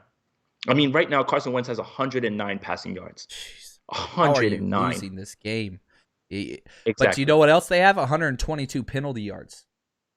Yes, and that's the thing. In the rain. And that's going to be the story. That's going to be the story in this game. Fun fact about the Money Badger. When we were in Chargers camp and we were covering the joint practices, he was locked in a kicker battle with Tristan Vizcaino, 49er legend. And guess what? Tristan Vizcaino won. So, I just, again, another feather in my cap when it comes to why did we extend Robbie Gould and why didn't we keep Tristan Vizcaino? There you go, man. I love it because you're not wrong. And, you can always look back and be like, yeah, well, no, you're right. You're right. Yeah, what a difference a kicker makes, right? None, apparently. None at all. Right. None at all. Oh, I love that. That's what my brand has become at this point. I mean, now that Jerick McKinnon is not here anymore, and I can't make McKinnon from the Wildcat jokes R.I.P. Rest his soul. It's turned on. Yeah, I mean, hey, he got a lot of run today because the Chiefs were behind, and he's part of their third down, hurry up offense package. But yeah, unfortunately, that running joke from Tired Legs McKinnon is gone, so it's turned to full on straight up kicker content at this point, where people just troll me all day on the internet for it, and I love it. I think it's hilarious. I did it. Oh, trolling is awesome, man. Those are the things that keep it going. Roasting and trolling, like, again, if I say something, whatever, about Carson Wentz's face or whatever, like I would expect the same thing back. Like I'm not gonna do something that I can't handle. So again, y'all, you feel free to roast Chapman in the comments there. How's everybody doing? Are you guys enjoying the show? I feel like we've kept the audience going pretty good. Numbers look good. Are you guys having a good time? Is this something that you guys want more of this year? Obviously we're going to be in Chicago next week, so there's not going to be a show, but this has been a lot of fun. I've really enjoyed it. Jason, want to say thank you again. And man, here we go. 7 minutes left, fourth quarter. This is the stuff dreams are made of. Primetime TV, baby. The 49ers. This is where the championship run starts right here, right? And you know what else, too? I mean, I know this has nothing to do with the 49ers, but the NFL has not missed on any of their primetime games. No bad primetime games, no matter the circumstances, no matter the teams, and that includes Thursday Night Football. I mean, even Cleveland-Denver ended up being a good game. Cincinnati-Jacksonville was a good game. Yeah. And now, again, with this one, the 49ers had their destiny right here in their hands, but a methodical drive that results in a touchdown should do the trick right here, and you have to be able to trust your defense to win a game. I thought Debo just returned the kickoff. He got past the 30, which is awesome. So That can happen? yeah, That's possible? yeah, Debo returned it. We got to the 31. 1st and 10, Jimmy under center. Elijah Mitchell, he's changing the play up. 8 seconds left on the play clock. Here's the snap. Going to be a give to Mitchell up the middle. Oh, he slips one, gets 4 yards, man.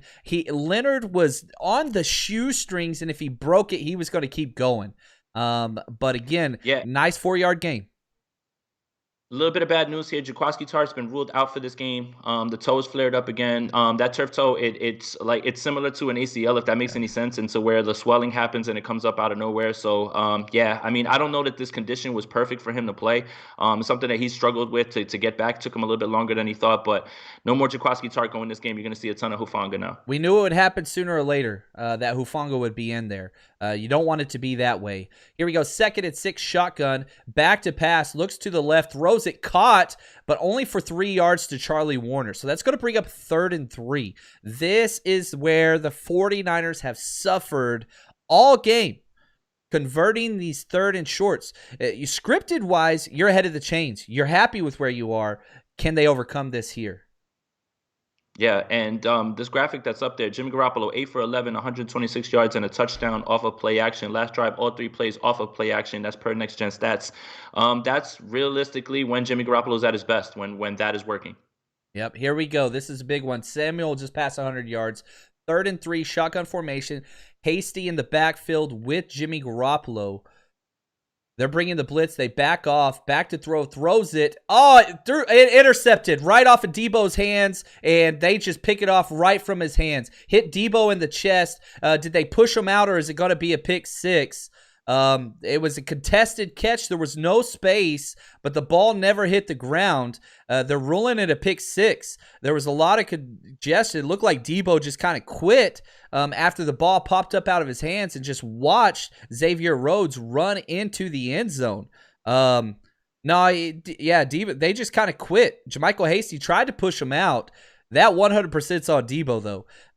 Ball hit him in the chest. That's the second big drop for Debo. That's the second big turnover for Debo. Did he step out of bounds? It's pretty close. I'm not sure they're going. Yeah, he did step out in the second step. Thank God.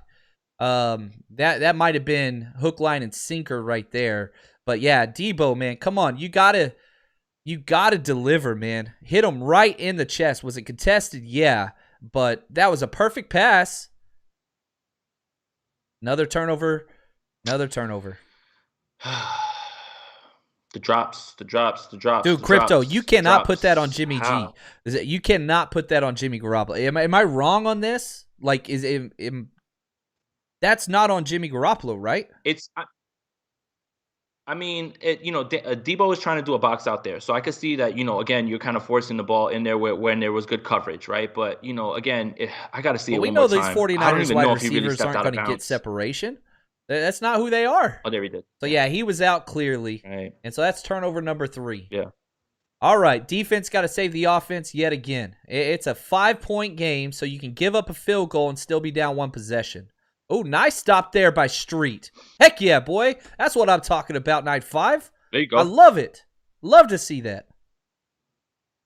Yeah, that's not on Jimmy. I think that's not on Jimmy. I'm sorry. Another issue I think less that all right, if you want to get on Jimmy about something, is that probably locking on the Debo right there, because apparently Ross Dwelly was running pretty free, and I think that is something that if you want to make a complaint about Jimmy on that one, is that probably. And it's 3rd and 3. You hit your wide receiver in the chest. I'm sorry, man.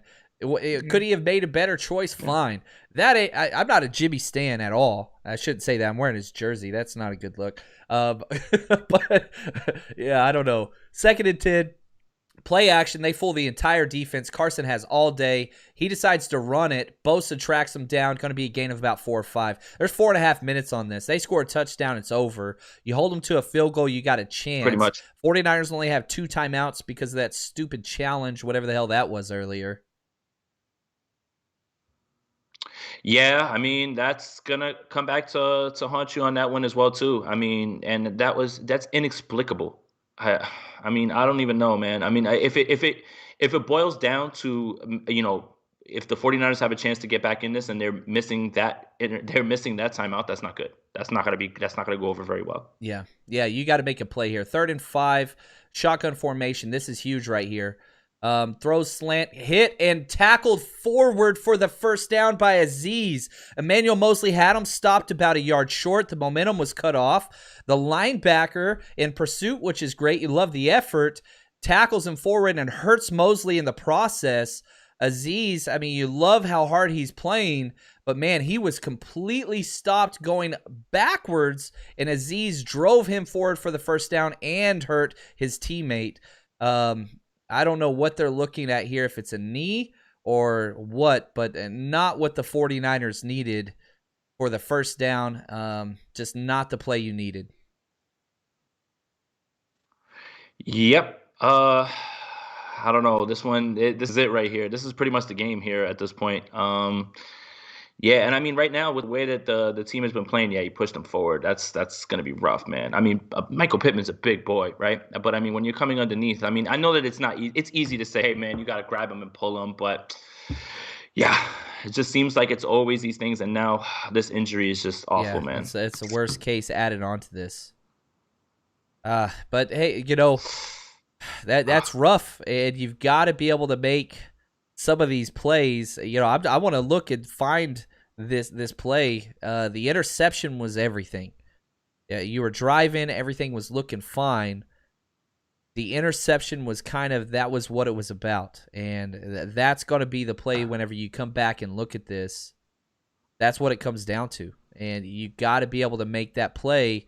And again, whether there was a wide receiver open or a tight end open, whatever, it's 3rd and 3. It's 3rd and 3. You got to get the first down. And I feel like it was a good play call. There was no separation, but you put the ball in a catchable spot. The DB just made a play. And this is the issue that we had versus the Cardinals. Players make plays. Players show up. Rondale Moore making a freaking insane toe-tapping catch on 50 yards downfield on a busted play. You've got DeAndre Hopkins making back-to-back just insane plays despite being covered perfectly. Where is that for the 49ers? This is the situation we have where, it could have been a better ball. What? Winning teams don't say it could have been a better ball. If it hits you in the chest, you catch the damn ball. And I'm seeing people saying it didn't hit him in the chest. It hit him in the shoulder? Okay, cool. That's fine. At some point, playmakers make plays. And I love Debo. I think that he is incredibly elite. But drops are a major issue with him. And, he's league leader in drops, at least close to it, back-to-back, or his 2 years that he played fully. I don't know, man. I think a frustrating game, and a lot of people are on the hook for it, but you got to make plays when it counts. And you had the opportunity, and you didn't. Yeah. And I don't want to dump because he seems to be the playmaker right now. But yes, this is an issue. But it's an issue for everybody basically on this team, right? We saw Sanu. We saw it happen with Sanu. But why is that? Why? What? How do you fix that? Who's supposed to be working with them? Wes Welker. What are you doing to make this better? And it's not just Debo. It's magnified because Debo's the one who gets the most targets. He's the playmaker. He's the best offensive player on this team, bar none. No matter what happens today, even with the fumble and this drop. But he had to drop earlier. It just seems to be a reoccurring theme with this entire team. So it's just every single game, there's sloppiness. And that again is what the frustration is. It's not just the drops, it's the penalties, it's the pass interferences, it's the maybe missing the contain. It's all the little things that this team was supposed to be in year 4 or 5 of this regime. This shouldn't be happening still. And I think that's the frustration. Yep, I'm with you. John, want to say thanks for the gift, man. This has to be enough to hand the team to Trey Wright. This is now a team in a rebuild, whether we like it or not. One, I think you have to wait and see if Trey's healthy, first off. You do not put Trey in unless he is 100% healthy. The fact that he didn't practice all week, I think, is key. You'll have to wait and see. But if he doesn't get all full practice, not limited, then I don't think that time is there yet. He has to, again, if you're doing the rebuild, that's fine. Wait for him to be completely healthy. It's 2nd and 10 here at the 28. You can still hold him to a field goal. Play action, no pressure whatsoever. Pass, good coverage. Look at Kirkpatrick out there, baby. Filling in for Mosley. Very, very good coverage. Contested 3rd and 10 now. Clock stops. I don't know why they would throw a pass. 2 minutes, 56 seconds left. 49ers have one timeout. So we'll have to see here. Antonio, thanks for the gift. So why is Kyle so determined not to go to Ayuk? Yeah, I don't think we've gotten that answer. Contested catches, and we're not going to get that answer. Maybe, yeah, we're not. It's not changing anytime soon, man. This is a big third down play. No, because every single BS answer you get doesn't jive with their actions, and it doesn't make sense, and it keeps changing every week. One guy says one thing, one guy says another. It is the most bizarre situation. For the game right here, back to pass, going deep. There it is, and catches it for the touchdown over Kirkpatrick, who was in perfect position. Pittman just made a better play of the game, and that, ladies and gentlemen, is going to be ball game. Scoring drive, 6 plays, 39 yards. I don't know if that was over Kirkpatrick or if that was over Hufanga, but a safety was in perfect position, and he just went up and mossed him, literally got mossed. Yeah, I think, let's see who that is. Yeah, I think that's Kirkpatrick. He was in perfect position, just didn't make a play on the ball. Pittman just owned him. Yeah. Whew. This is gonna be I usually like to joke, like, this is gonna be a fun week. This is not gonna be a fun week. Leading up to the Chicago game. I can't wait to at least get on the plane, get away for a little bit, so we could just, hang out, voice our frustrations in front of each other, maybe see a little bit of Chicago. Yes. Try some of their lasagna pizza, and try to unplug a little bit. But this week's not going to be fun at all around here. Goodness gracious, Michael Pittman, what a catch. Again, playmakers make plays, right? Our defense is in the correct position. We called the perfect defense. You got to make a play on the ball. It was a moon ball, just threw it up in the air. You got to go make a play. You got to get pressure on the quarterback. You didn't do it on that play. So, again, the 49ers just keep being found wanting whenever it comes to playmaking on both offensive and defensive side of the ball. And I think that's what this comes down to. Players make plays, and the 49ers do not make plays. Not whenever it matters most. When the game is on the line, the 49ers kind of shrink back. I am excited to jump into the All-22, though. I know that the rule is it's never as bad as you think it is. It's never as good as you think it is. And I'm excited to dive into this and try to figure out what the issues are. We got Debo returning a kick, gets through, makes a couple miss, gets all the way almost up to the 40. Nice return there. Well, I mean, they'd have to score pretty quick. Yeah.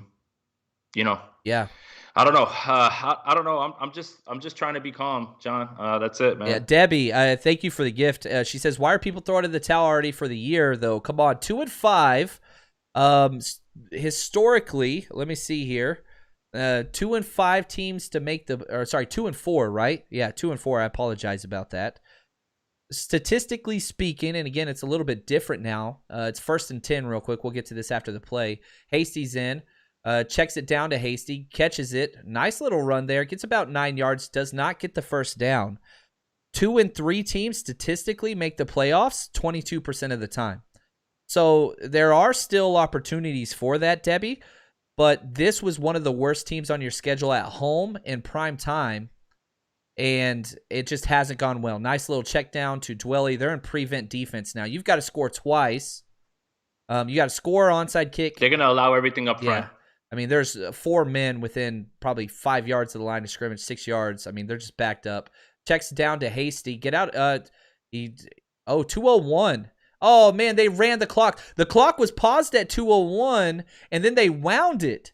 That was weird. 2-minute warning. It's going to be the 2-minute warning, but the clock operator, I don't know if that was just me, but the clock stopped at 2:01, and then they rolled it to 2. That was interesting. Anyway, it's not going to affect the game at all, but one of those things that kind of frustrates me. So yeah, 2-4. Yeah, we're 2-4. We're not 2-3, right? Yeah, I'm a moron. Sorry, 9% chance. 2-4. Yeah, 9% chance of making the playoffs. 4 straight losses. 4 straight losses, and a big reason why, Debbie, I think a lot of people are upset. This was one of the most winnable games left on our schedule. Colts are not a good football team, and this night has attested to that. But they are a better football team than us. We're losing by 12 at home to a team that lost 5 starters to injury this week. I think that those are the things that kind of stands up. Now, I want Trey out there. I think that is time. But again, health is key. if Trey Lance struggles, which he's going to, he's a rookie. Look at Justin Fields. Look at Trevor Lawrence. You can look at almost everybody not named Mac Jones, who's played really, really well. But like the upside, Trey Lance is all about upsides and longevity.